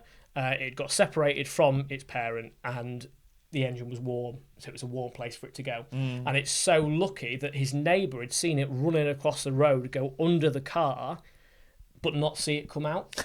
Because if he hadn't, it could have ended really terribly. Yeah. And this poor guy... Vaporised otter bits. Yeah, exactly. Yeah. Exactly. So crikey. This guy was great as well, because he was like, yeah, just do whatever you need. I'm like, if I break it, I'm really sorry. Was it an expensive car? It was a Seat Ibiza FR, so it was an all right car, yeah. Basically Audi underneath, isn't it? Yeah. It was quite a tight engine, that's for sure. Yeah. As engines go, I'd much rather have like Citron, yeah, literally nothing underneath. Yeah, brilliant. Citrons are really good. Just a hamster in a wheel. Yeah, just moving. I mean, you look at our original rescue van on that poster over there. You open up the bonnet and it's like a shoebox engine inside, and you can swim in it if you like. Whereas that engine was really complicated and packed together. We got a cat out of a Jaguar engine recently, and that was even worse.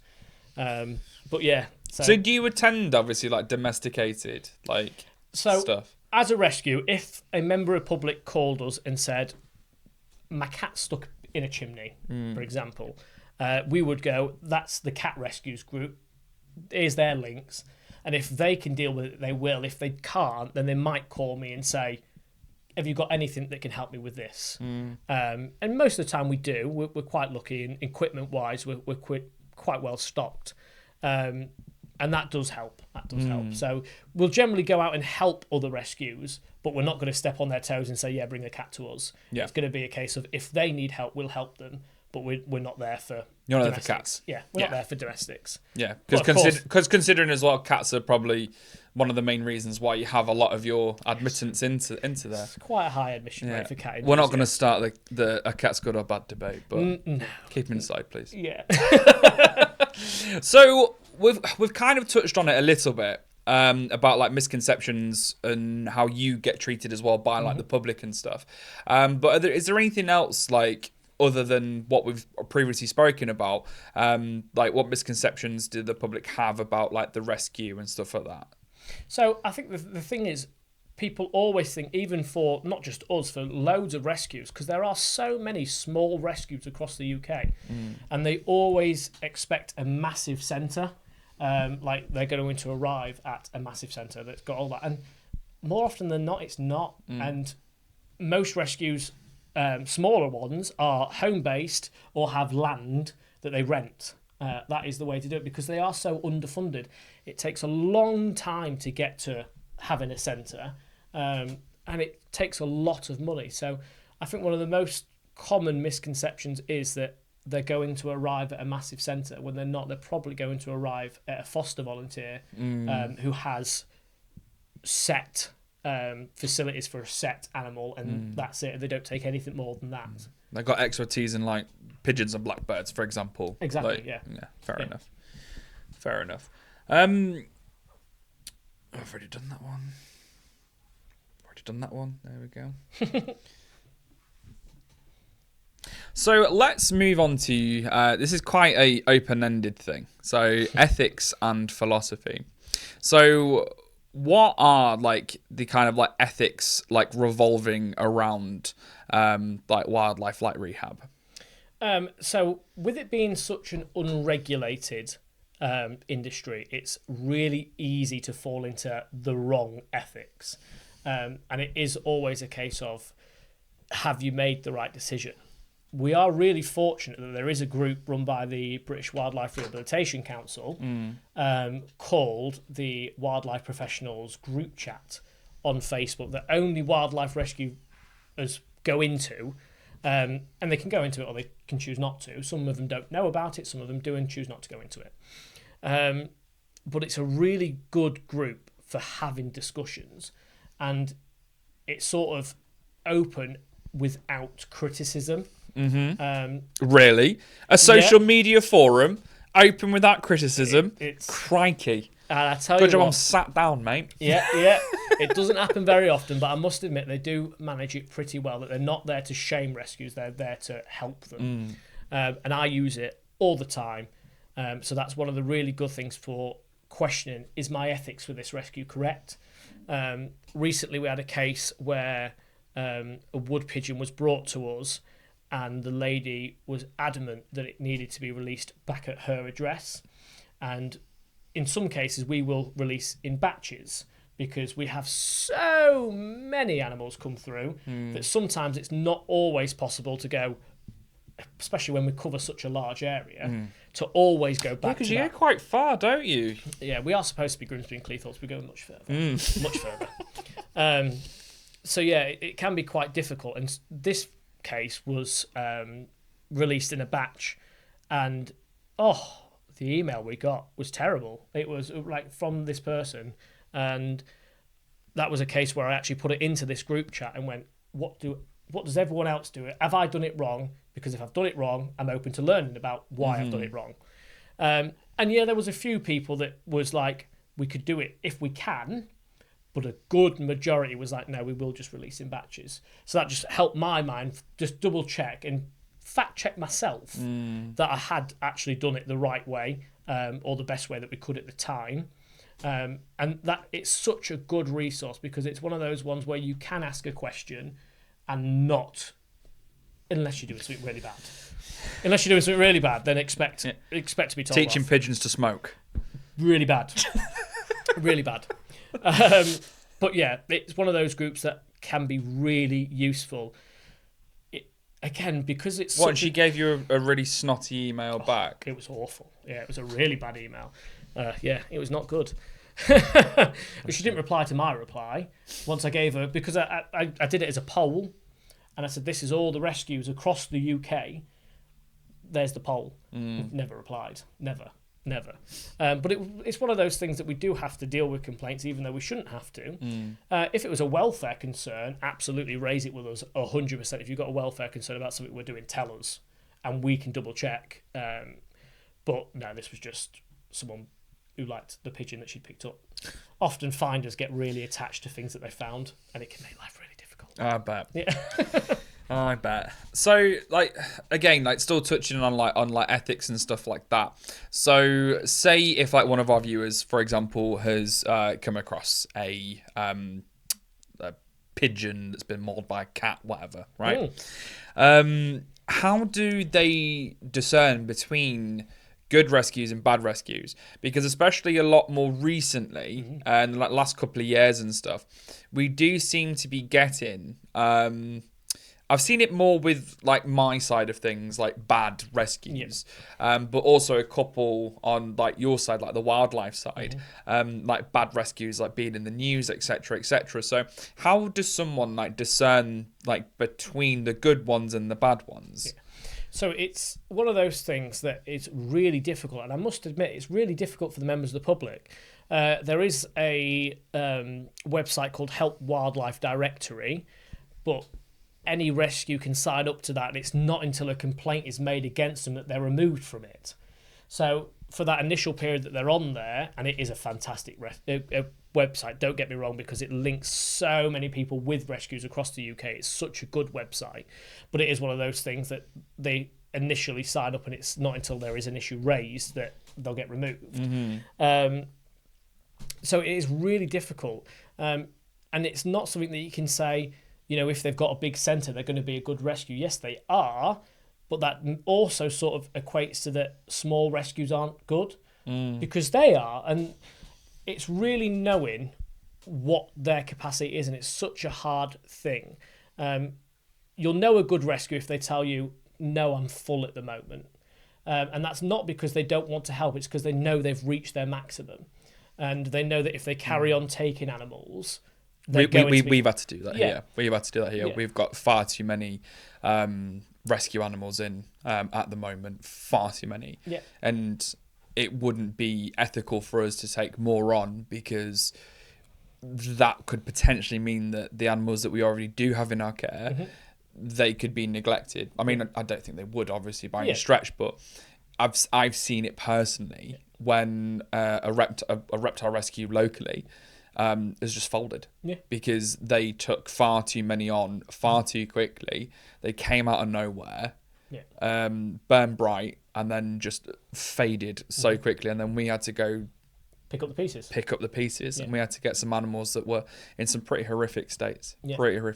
Is that something similar? Have you done very that similar and stuff? Yeah, very similar. So it is one of those things that do happen. There are.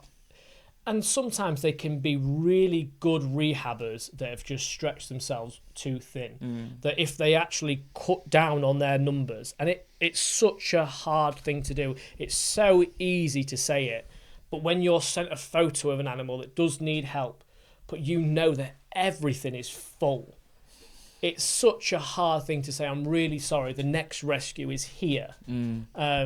Because rescues are few and far between, and that could be a 50-mile journey for that member of the public, and they Yeah. might not be able to do it. Yeah. And in that case, they're just going to have to go to the vets, and the vets will then sort it out from there. Whether that be they don't have the facilities for it, or they can get it onto another rescue. It might be that the RSPCA might be able to come pick it up. And it's one of those things that it's really hard to distinguish. If you get there and it looks an absolute mess of what you can see from the outset, it's such a difficult thing, but maybe try someone else. If you maybe question them a few times of what their plan might be with this bird and it doesn't seem quite right, take it somewhere elsewhere. But it's really easier said than done. And I think until rescues are sort of monitored and licensed, it's always going to be hard for the members of the public to find a really good rescue. What we have on our website is partner rescues. So if we're ever full, it shows you all the rescues that we've been to. Oh, that's good. That are good. Yeah. So you will find people like Wild Things in Langrick, which is Boston. You will find the Wildlife Alliance in Hull and Beverley. Fantastic. She's brilliant. Again, but she's like a solo rehabber at the moment, so she only has a capacity, and that capacity has to be met. It's so easy for rescues of any kind to overstock themselves, and then that's when they'll get inspected, and then that is where it'll be all over Facebook. This animal was seized because they've neglected it, so on and so forth. Shit, it's the fan. Yeah, exactly. So it's really important to stop that before that happens, because it's only your reputation it's going to pull down. Whereas if you can give 75% of those animals a good chance, that stops 100% of those animals getting a really bad rehabilitation. Yeah. So it is difficult for the members of the public at the moment. I think until there is regulations for wildlife rescues, it's going to be a hard thing. But our website locally, it's quite a wide area on there. I think well, at this point as well, like I think you're definitely quite well known. I mean, obviously we've got your collection bucket and whatnot, and it like I said earlier, it's extremely full. So kudos. But yeah, so moving on a little bit to like conservation and education.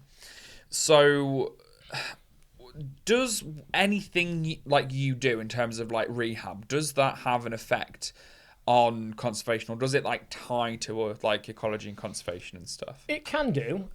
For example, like grey seals on Cleethorpes Beach. I mean, we send off common seal and grey seal informations to the ecology team within the council, because that helps. Can I just side question you a little bit on this? Yeah. Is it just me, or was it like this summer, like there was just grey seals everywhere in Cleethorpes? Not grey seals, they were mostly common seals. Was it common seal? Well, there was some sort of seal. I've never. It's like a seal epidemic round here. Like there was so many. Yeah, and it's because we're so close to Donanook. For common seals, they don't go on to like Donanook's land, and that's probably a fox trap being set off. They don't go on to land; they birth in the water. But for grey seals, locally, we've got Donanook, and it means that we get absolutely loads of them come onto Cleethorpes Beach. We're really lucky. We've got a marine life medic. If we didn't have her, we wouldn't be going out to seals. We also, how come? Because I haven't done the training for seals. Oh, right, okay. Although I have been there for a lot of seals, I have not had any formal training, and I'm not going to pretend I know everything. And I'm not going to go up against something that I have very limited resources to speak to someone first. Because as well, I can imagine like they can be quite aggressive and quite powerful as well. Yeah. Locally, well, not too locally, but we have got Mablethorpe Seal Sanctuary, so we always fall back on them. Chloe there and Dennis, amazing people for seal informations. Shout out to Chloe and Dennis for seal information. Chloe and Dennis, absolutely. Great people, and a lot of our seals get rehabbed there, but you're absolutely right. They are a force to be reckoned with, unless they're very, very poorly. But even then, don't be deceived, because they can. They're flexible. They'll spin round, and they're very strong. So an example we had, it might have been a year or two ago now, is where we had an adult grey seal. Like how big are they? Roughly. 400 pounds. Big boys. Yeah. not something to be messed with. Right. And he had gone through the dock gates in Grimsby Docks and travelled down to Alexandra Dock and was sat on yeah. And he was sat on a slipway. And so many people... A slipway? Yeah. Really? Yeah.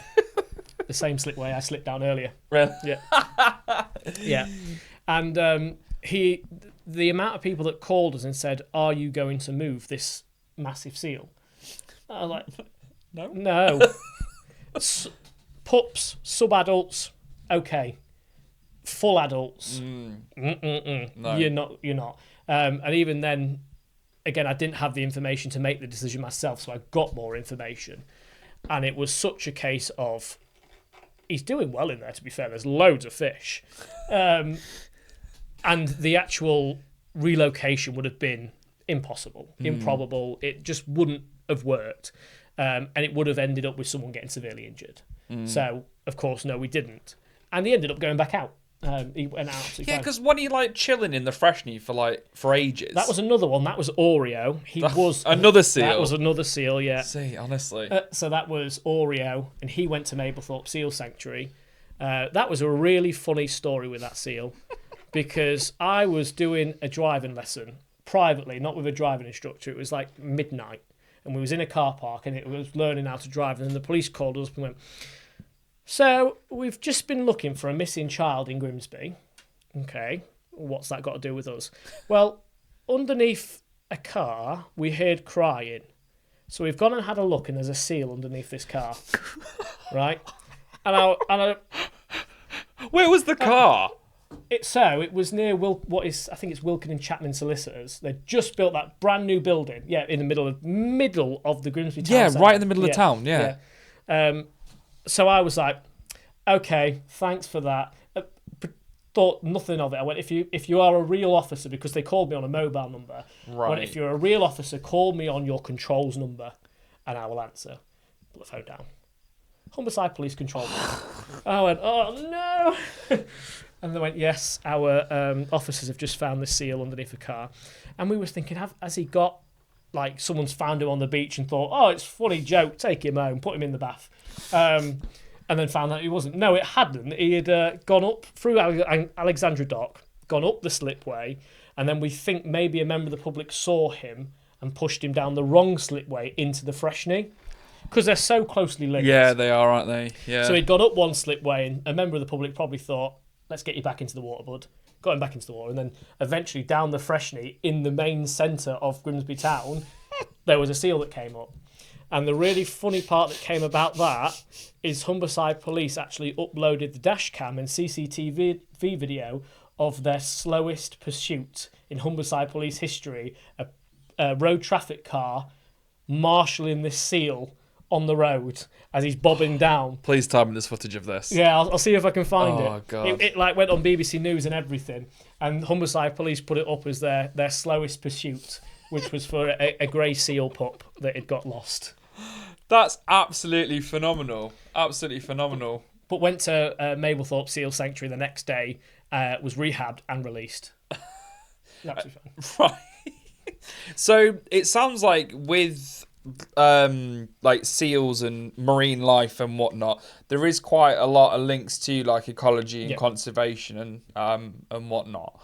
But so let's talk about the education side of it. Yeah. Do you go into schools? Do you do scout visits, that type of thing, trying to educate people? For example, stop giving birds bread, give them sweet corn and peas. Exactly, yeah. You do that as well? We're planning on it. So we've just started, because for such a long time we haven't had the rescuers to take away from rescues and put on education. Mm-hmm. Whereas now we've just taken on another 25 volunteers that they can do some of that, and our experienced rescuers can go into schools and so on and so forth and do education, because I do think it is a really important matter. Yeah. Other countries do wildlife. Yeah. Well, I suppose other countries need to, because there's some spicy stuff. There's some bears. Yeah, bears, venomous snakes, all sorts of stuff, you know. Although you could always come across an adder.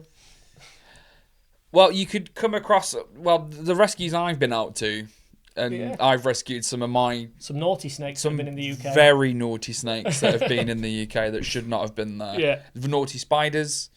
Yeah, I mean, the amount of Brazilian wandering spiders I've rescued from bananas.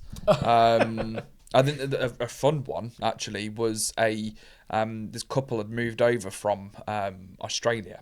You already know it's going to be a spicy one. And they'd add the furniture, everything, literally house, over into the UK. Expensive. Very expensive. And there's a beautiful... This was about 7 years ago.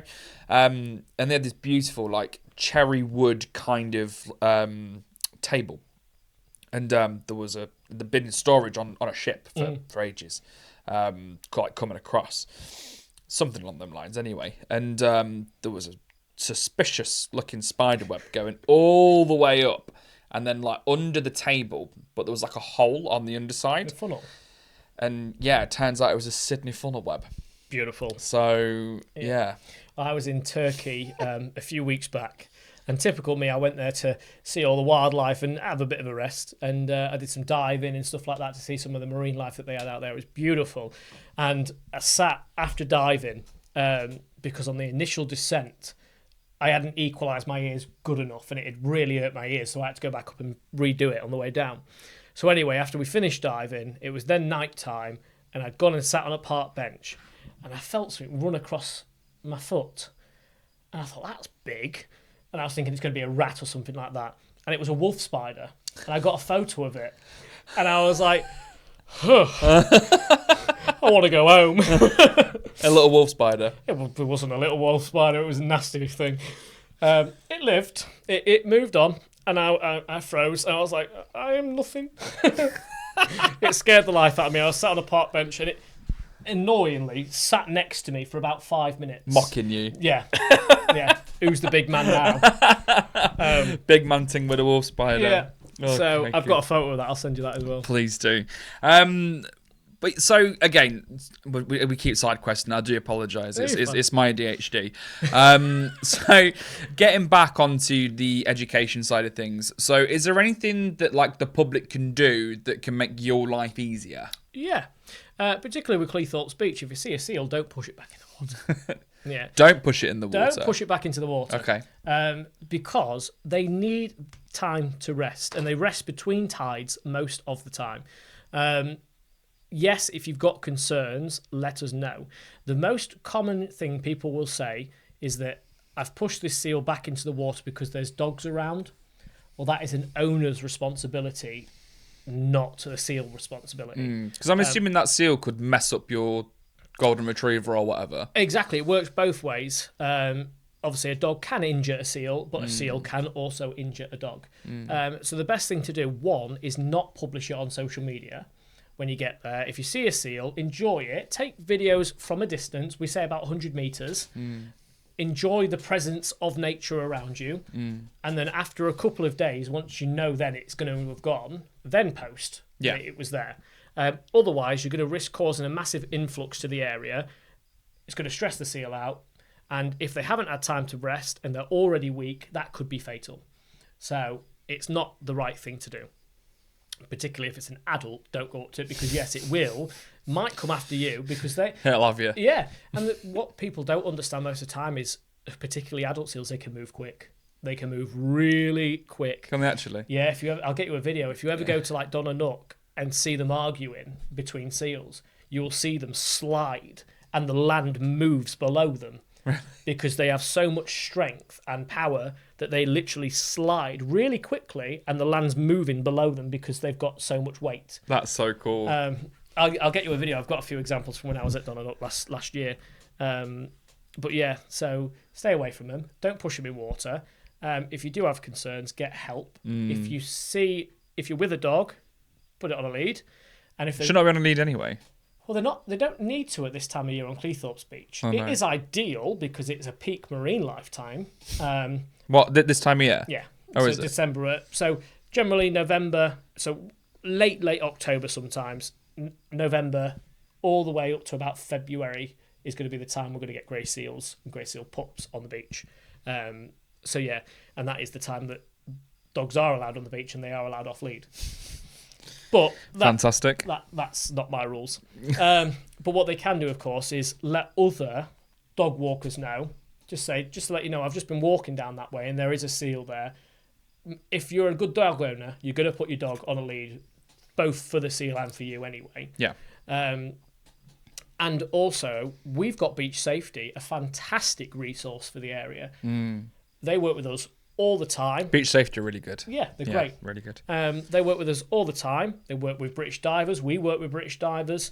They'll pop out. They might even go, actually, we need one of your marine life medics to come have a look at this one because it doesn't look great. Or they might go, he's fat, he's fine. And they know how. They know they've been doing it for years, and they can get a good initial assessment done to say, no, we just need to make sure that no one's approaching the seal, or actually, we need to get someone in to assess it a bit more in depth. In depth. See what I did there. So last part on obviously education and stuff like that. Well, I suppose it's education kind of ish, but how can like the public better coexist with like our wildlife? The best thing, and it's a really easy and free resource, is to follow loads of wildlife rescues on Facebook. So they're on your news feed, because you can guarantee one of them every week will put out information about wildlife. And it's just a really easy and quick way to learn that this is the right thing to do, this is the wrong thing to do. Because there are so many errors made in good faith by members of the public. They don't mean any harm, they're not being malicious. A really good example of this, and it might be an education in this video, is that something that we see quite commonly is people will get like oil from a pan, like beef fat and stuff like that, and they'll mash it into loads of oats and they'll put it outside for the garden because a random person on Facebook once told them to. Or a really bad post was made, it went viral because there's loads of them, that actually never came from a wildlife rescue. It came from Suzanne, and she's 47 and has never worked with animals in her life. But she works part-time at Asda. Yeah, so she's made this post and it's got loads of likes, so she's made 15 more. And it happens, and it winds rescues round the bend because actually it does more harm than good. You get like RSPB fat balls, and it's not fat balls out of a grease pan.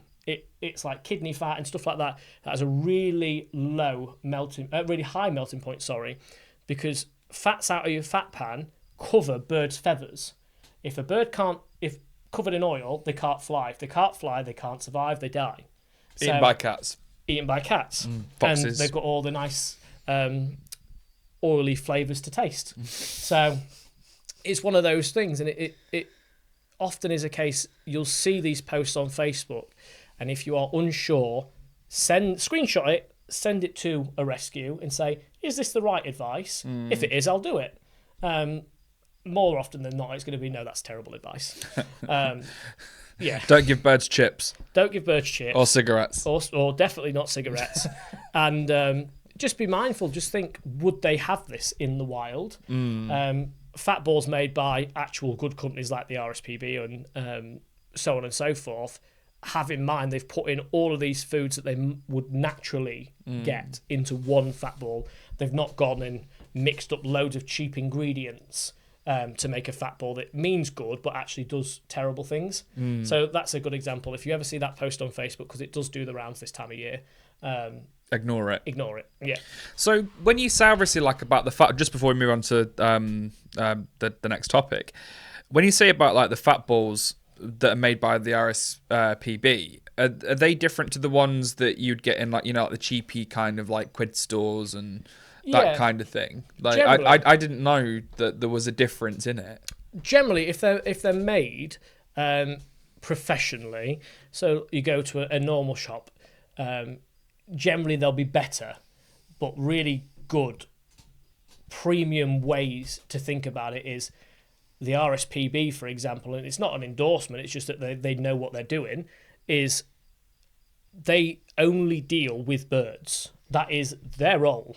So if they're making a product, they know about it. Yeah. Whereas if you're getting it off a random shop and it's not got any label information or anything like that, It might be perfectly good, but it also might not be. And it might have some cheap and not so good ingredients in it. It might have loads of fillers, colouring, so on and so forth, that aren't good for birds. And you just never know. So generally, if you're going to go for anything to support wildlife, get it off an actual wildlife company. Doesn't necessarily have to be the RSPB. It can be a good wildlife company, but see how reputable they are. If you already know about them, they're probably doing good things, because wildlife will get backlash straight away if they're doing something wrong. It's like a certain store, big store, recently made almost like wicker basket hedgehog homes, and they were terrible for hedgehogs. And straight away, the wildlife world let them know that it was really bad, and they product recalled them because they record them, did they? Oh yeah, that's good. Yeah, that's good that they did that. Yeah, to be fair. Yeah. So they got a lot of backlash for it, and they did the right thing. They product recalled them. That's good. But yeah, so generally go with a wildlife company. If it's a wildlife charity, they probably deal with rescuing wildlife and know what they get admitted in for those issues. So yeah, good place to start. Good stuff. When it comes to the whole thing, the whole wildlife rehabilitation, from doing the paperwork, from doing the actual rehabbing, the call-outs, dealing with the public, etc., etc., in your opinion, what would you say are the most vital skills to have if you were to be a wildlife rehabilitator? People skills. People skills? That is the one and hardest one that you will ever face. It is so easy to work with wildlife. It's so easy to work with animals because, yes, they'll have issues, but they can't argue with you. So people skills are the best thing. Learning that sometimes their perception of what the treatment plan will be is completely different to what it is, and you've got to be able to effectively tell them why you're doing it this way and why it's completely different to what they expected. And that might come into ethical decision making. So that is one of the main features you're going to need to have. You're going to need to have a level head, because if you go in with red mist, you are going to get injured. You really do need to think about what your welfare obligations are, what your legal obligations are, and are you the right person for the job? If you are going to a bird in a back garden, it's maybe broken a wing, but it's still running around. If you've got mobility issues, you might not be the right person for that. And that's okay, because we've got a role for you as well, but, maybe call for help. Different strengths. Exactly, yeah. So knowing what your strengths are is a big, big, big part of it. If you're not a confident swimmer and you're signing up to join the water rescue team, probably not going to work out for you. Don't do it. Yeah, or at least give it a go beforehand, have some training under supervision, and then go from there. Like all of our, like Michaela, she won't mind me saying this, she's joined our water rescue team. She wasn't a tremendously confident swimmer, and bless her, for weeks beforehand, she went swimming at the leisure centre, purposely through all the wave machines and stuff like that, so that when it came time for a Give me the biggest wave you've got. Crank it up to 10. But being able to accept that you're not always, the plan isn't always going to go to plan, and that's okay. That you're not always going to be able to do it yourself, and that's okay. You may not have the mental capacity for this call, and that's okay. If you're going to go to a call that's going to really upset you, ask for help, get someone else to do it, because you come across them all the time. Particularly for me, I go to a lot of deer call-outs, and most of the time they've been struck on really fast roads, and I have seen some horrific deer injuries. I'm not going to go into too much detail, but I've been to one that was walking like a zombie with both of his legs amputated. Oh, and he was Christ. walking. Yeah, it was an awful call, and for most people that would be really distressing. Yeah, that'd be distressing for me. It was distressing for me, yeah. But it's one of those things of think about what the call is first, and is that the right call for you? Have you got the mental capacity? One day you might be perfect for that role, and one day you might already be a bit low, and that might just tip you over the edge. So God. your mental health is a big priority. So there's quite a lot of skills that are obviously they're going to be involved, but by what you said, so strength in terms of like actual strength, and then like your mental strength as well, mental resilience we'll call it, because like I said, I don't think I could deal with seeing an animal like that in that much pain, because it would be obviously be in loads of pain, won't it? So just knowing yourself, knowing what you're capable of, a lot of motivation in there, selflessness as well. So being able to take yourself out of a situation and decide what's going to be best for the animal and the safest kind of thing. So I mean, it seems very, very rewarding, to be fair. Yeah, and I think as well, as long as, so you're always going to make mistakes in wildlife rehabilitation. I've just taken on these new volunteers, and one of the first things I've said is be prepared to make mistakes. As long as it doesn't compromise the welfare of the animal, it's a learning opportunity. Don't go straight away, oh, I've done it wrong, I'm never doing it again. Because you might have just done it wrong because you was a bit too early for that rescue. Yeah. And that's absolutely fine. So knowing you can be wrong is absolutely fine, and it is such a good strength to have, because you will only get better if you can accept that you are wrong. So, identifying your weaknesses and improving and whatnot as you're going forward. It always, particularly when you're going into this world, it's such a daunting thing to message other rescues and ask for help. And that's why a lot of new rehabbers don't. And when I first started, I didn't. I definitely didn't. And what really changed the progression of our rescue was getting that knowledgeable help, because it does. It's so good for the animals. It's so good for you. So. And how long have you been doing it now? Probably 5-6 years. 5-6 which years. is really, really new in the wildlife world. Quite new, isn't it? So although you learn everything, a new skill every single day, every single day, and like there might be some volunteers of ours that look at me when I go out to a fox, because foxes are one of my favourite things to go out to. And most of the time I don't need too much equipment without getting cocky. I don't need too much equipment because I know that animal's behaviour, and I can generally predict what they're going to do next. So I can generally get them without too much of equipment. For them, that might look like, oh my God, he's a wizard. But it's the fox wizard, man. Yeah, but then I look at some seal rehabbers and go, how on earth have you just got that like that with no issue whatsoever? Like, pss, pss, pss. Yeah, it's all pulling in on other people's skills. Yeah, it's one of these things. I remember, one of the ones I went out to with the marine life medic, and this seal had gone right up to the top steps of, is it South Wall, with all their steps. Yeah. Yeah, got all the way up there. That's quite high. Yeah, very high. That's quite high. And then gone up over the bank near Fuller Street Bridge. Yeah. So a long way. Yeah. And he'd started going back. The members of the public had pushed him back that way. And now he was at this daunting steps all the way down. And Beach Safety had called us, and we'd gone there. And I remember us all just going, right, we're going to speak about this for about 20 minutes beforehand, because there is no way we can let that seal flop all the way down those stairs. And it took about 5-6 of us to put all of the measures in place and think really carefully, leading on the marine life medic's experience of what that seal would probably do and hopefully do, so that we can put in measures so it doesn't get injured in the process of rescue. Or in this case was relocation, because the tide had gone down. And yeah, just drawing on other people's. And that one, it was an interesting one. It was a very scary one to be up on them steps, which are equally very slippy. Yeah. And we had Beach Safety there. I remember Grimsby Live was there, just getting ready for when it goes wrong. And Grimsby Live post loads of good videos of us.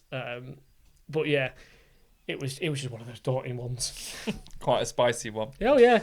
So you said you've been doing it now for 5 or 6 years or so. So where do you see Cleethorpes Wildlife like moving forward? Where do you see it in the next 5-10 years? Like, what do you want to be doing? That type of thing.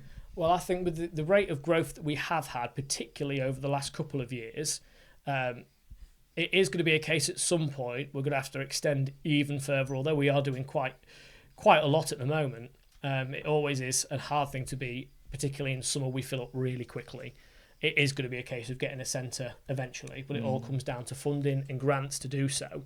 There are some sort of rescuers that have gone into managing rescue sites, so they've never had to build up a rescue, and it's quite easy for them, and although they do fantastic work, to look at smaller rescues and think you're not doing enough. Is that a common thing? Or It can be. Most are pretty good. Most are pretty good, but you do get the occasion now and then. I went to a wildlife hospital recently, a big one, a lot of money, like spending over 50 grand a month on wildlife, and and they sort of look at me going, I'm really stressed because I've got this in, and they go, have a look around.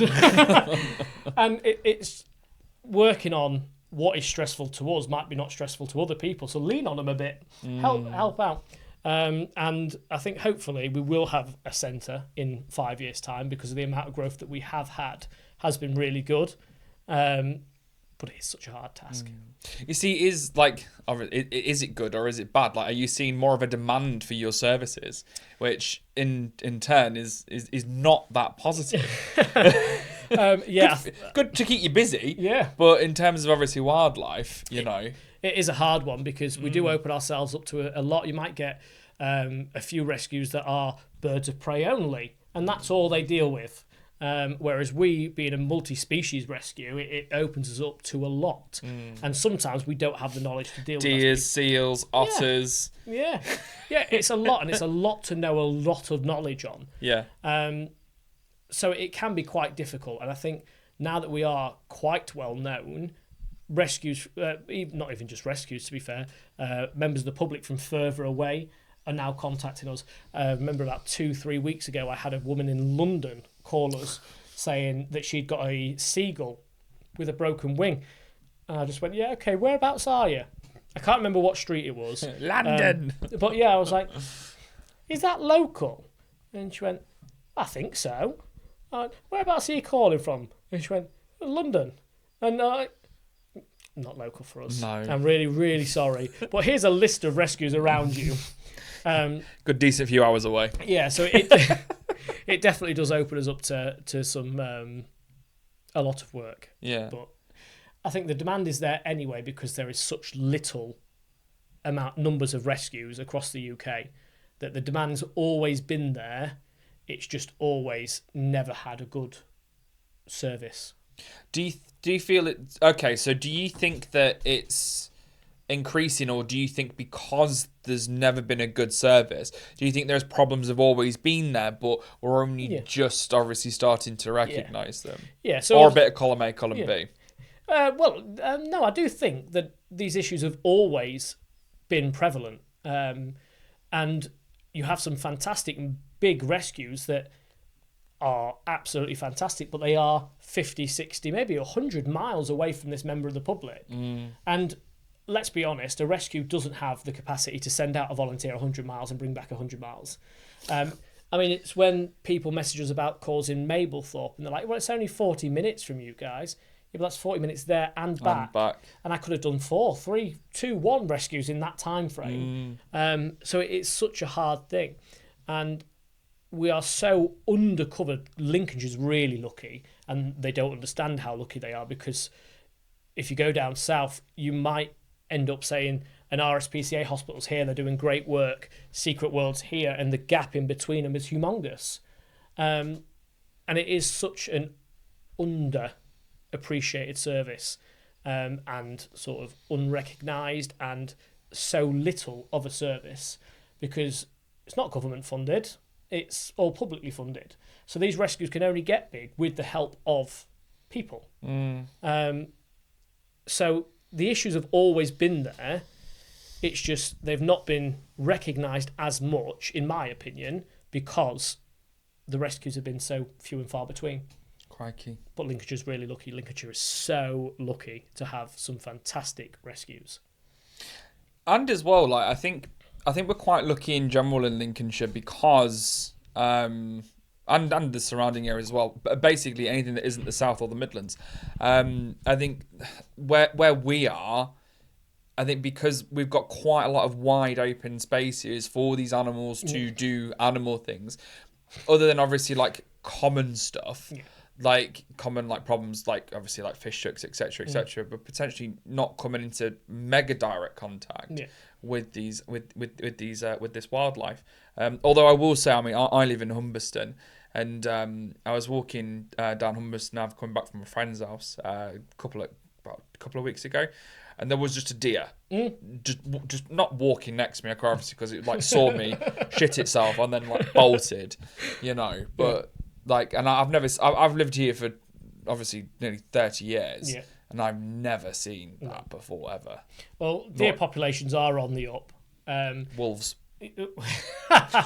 I'm not getting into this debate. I'm not entering it.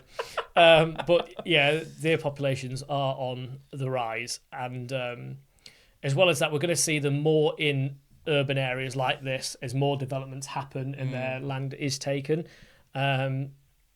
So do expect some more Sydney incidents to happen. I mean, we went to this summer just gone. I went down south to go see my friends that live in Southampton and whatnot around the area, and we went to, I'm pretty sure it was Bristol Zoo. The newer one that's opened, and it's got like the impact of like forests 10,000 years ago, like compared to now when it did it in stages of human encroachment, etc., and it's just so nuts that how we've impacted. Like even this country, we've obviously no more wolves, gone, bears, gone, you know, lots of big predators. Megafauna as well, like Vicent and stuff like that, or like the equivalent of, you know, completely gone. I mean, could you realistically imagine a world where you're potentially going to be working with megafauna and big spicy stuff like that? No. Would you not? Not for us. Is that fox? I bet you that's going to be a fox in a trap. So yeah, luckily the other volunteers have access to that camera as well, so hopefully it'll be fine. But yes, no, probably not. Hopefully not for us, because that is, I guess, all challenges we have to overcome eventually, and we've got to experience at some point, but hopefully not anytime soon. No worries. Right, and just to one last thing, just before I wrap up, because we've been going for quite a long time. I know. Quite a long time. So personal reflection and advice. So like, what have you personally reflected on? What advice could you give to new aspiring wildlife rehabilitators, or maybe like wildlife ecology and conservationists, that type of thing? Yeah, so and I always use this as an example because it's something I did wrong when like I've said earlier, when I first entered this world of rehabilitation. I was young, I found a pigeon, I put it in my shed, I hoped it got better, and that was the wrong thing to do. So it always developing yourself, and in reflection realising that at the time that was maybe the best thing that you could have done, but it's not the best thing someone else could have done. So there's always access to help elsewhere. If you're a new rehabber, do it under some form of mentorship. So if you go into rehab, get in contact with a wildlife rehab centre, speak to them, see if you can volunteer with them, even just for a couple of hours a week. So you have that mentorship and you have the initial contacts into wildlife rehabilitation. It's something I didn't have when I first started, and it was something that made poor ethical decisions. And it's so important that now we have learnt from that and we can recognise that that wasn't the right thing to do, or it was the best thing I could have done, but again, not what someone else could have done. Realising that there are vets out there that want to help. It may seem daunting at times, but we have like Clara, who you've interviewed before, who is an amazing vet, absolutely fantastic. And some of the things that she can bring back that I would have gone, that ain't got a chance. That hasn't got a chance. And she's gone, watch me. Ding. And she's a phenomenal vet. Amazing. Phenomenal vet, phenomenal person. I know that if I can... if I send Te quiero, mi amiga, te quiero. If I send an animal to Clara, I don't need to be there. I can trust her opinion wholeheartedly. She will tell me exactly what needs to be done. Like I can send animals to Cleethorpes and see Kelly, and I trust her wholeheartedly. So there are some really good people out there, and lean on people. Don't do wildlife rehabilitation alone, because you've then never got someone to tell you that you're doing something wrong. Yeah. So that is what I'd reflect on. Oh, perfect. Well, thank you very much. No problem. Just before we go, I've got a question for you from our previous guest. Is it Clara? It's not Clara. Oh! It was not Clara. Okay. Let's see where my phone is. I thought I had it with me. I don't know where it's bloody gone. It's my fucking phone. Oh, don't do this to me. I did have a question for you. That's Sarah's animal agency. Well, it's not a fox in the trap, so let's see what it was. Let's set it off. Was it a butterfly? It's a fox going past the trap. Little bugger. Right. Little bugger. You see, this is where they become elusive and annoying. Is that why you like foxes? Yeah. They're really smart, to be fair. People don't give them enough credit. I've always liked foxes, to be fair. Did he actually go in the trap, or did he just look at it? He looks at it. Oh! Oh, you little bugger. Little bugger. I think something must have just spooked him just before he went in.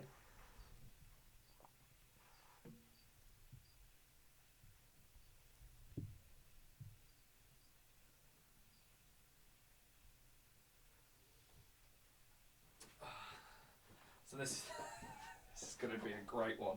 You're going to know exactly what to say for this Oh, one. God. Oh, crikey. Is it wise ash crawling under the table?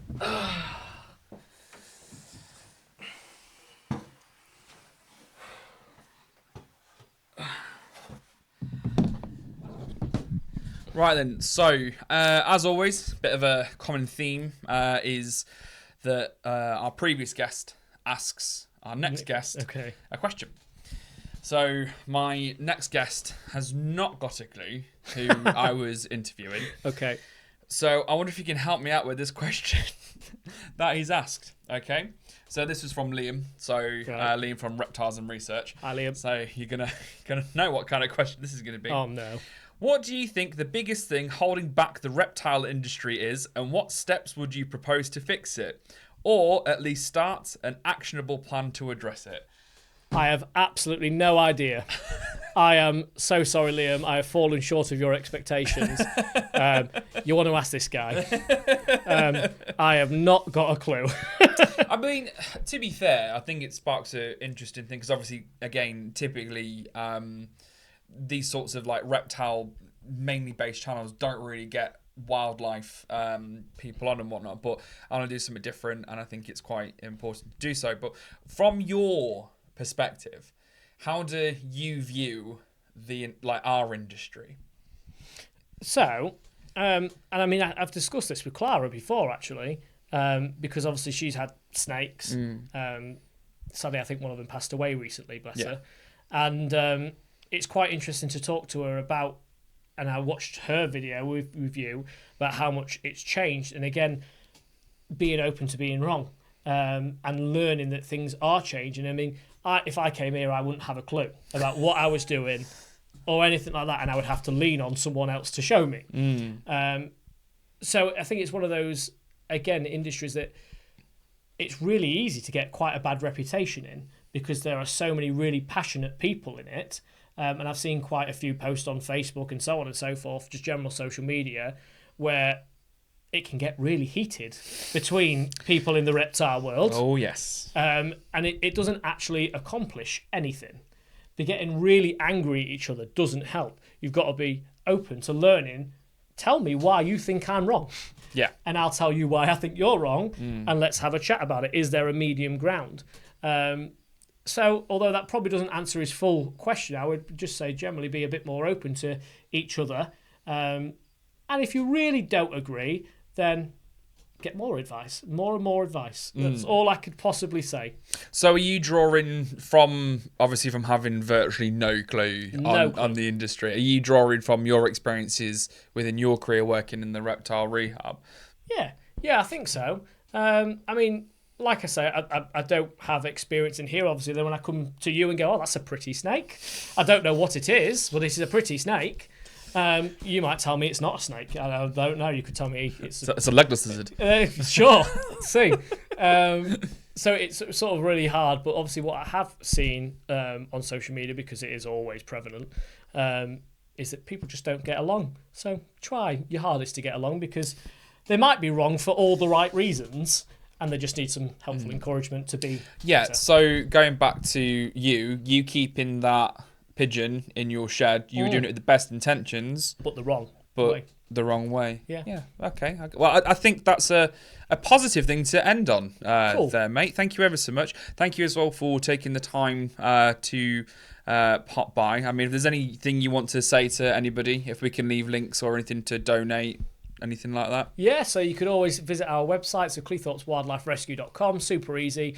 Again, even if you're not in our area, there is a section that says rescues in North East Lincolnshire. You just click that, and that will take you to all the rescues that we have seen. So you'll see that there's a section for like good partner rescues, species-specific rescues, so on and so forth. So that's a really good resource to have locally. And obviously the Help Wildlife Directory.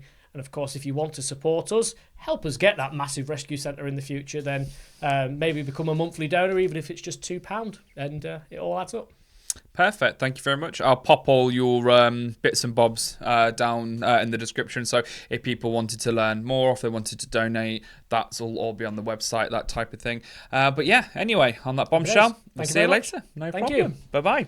So that was Aaron from Cleethorpes Wildlife Rescue. So we'll pop all the necessary bits and bobs in the description down below. If you do want to donate, you can just follow the website and donate on there. Aaron and his team do an absolutely phenomenal job in terms of rescuing wildlife. If you stuck all the way through to the end, then you would have listened to some of the quite harrowing stories that Aaron told us, and how sometimes the public can be a little bit nasty to them. But yeah, anyway, as always, I hope you enjoyed the video, and we'll see you in the next one. See you later.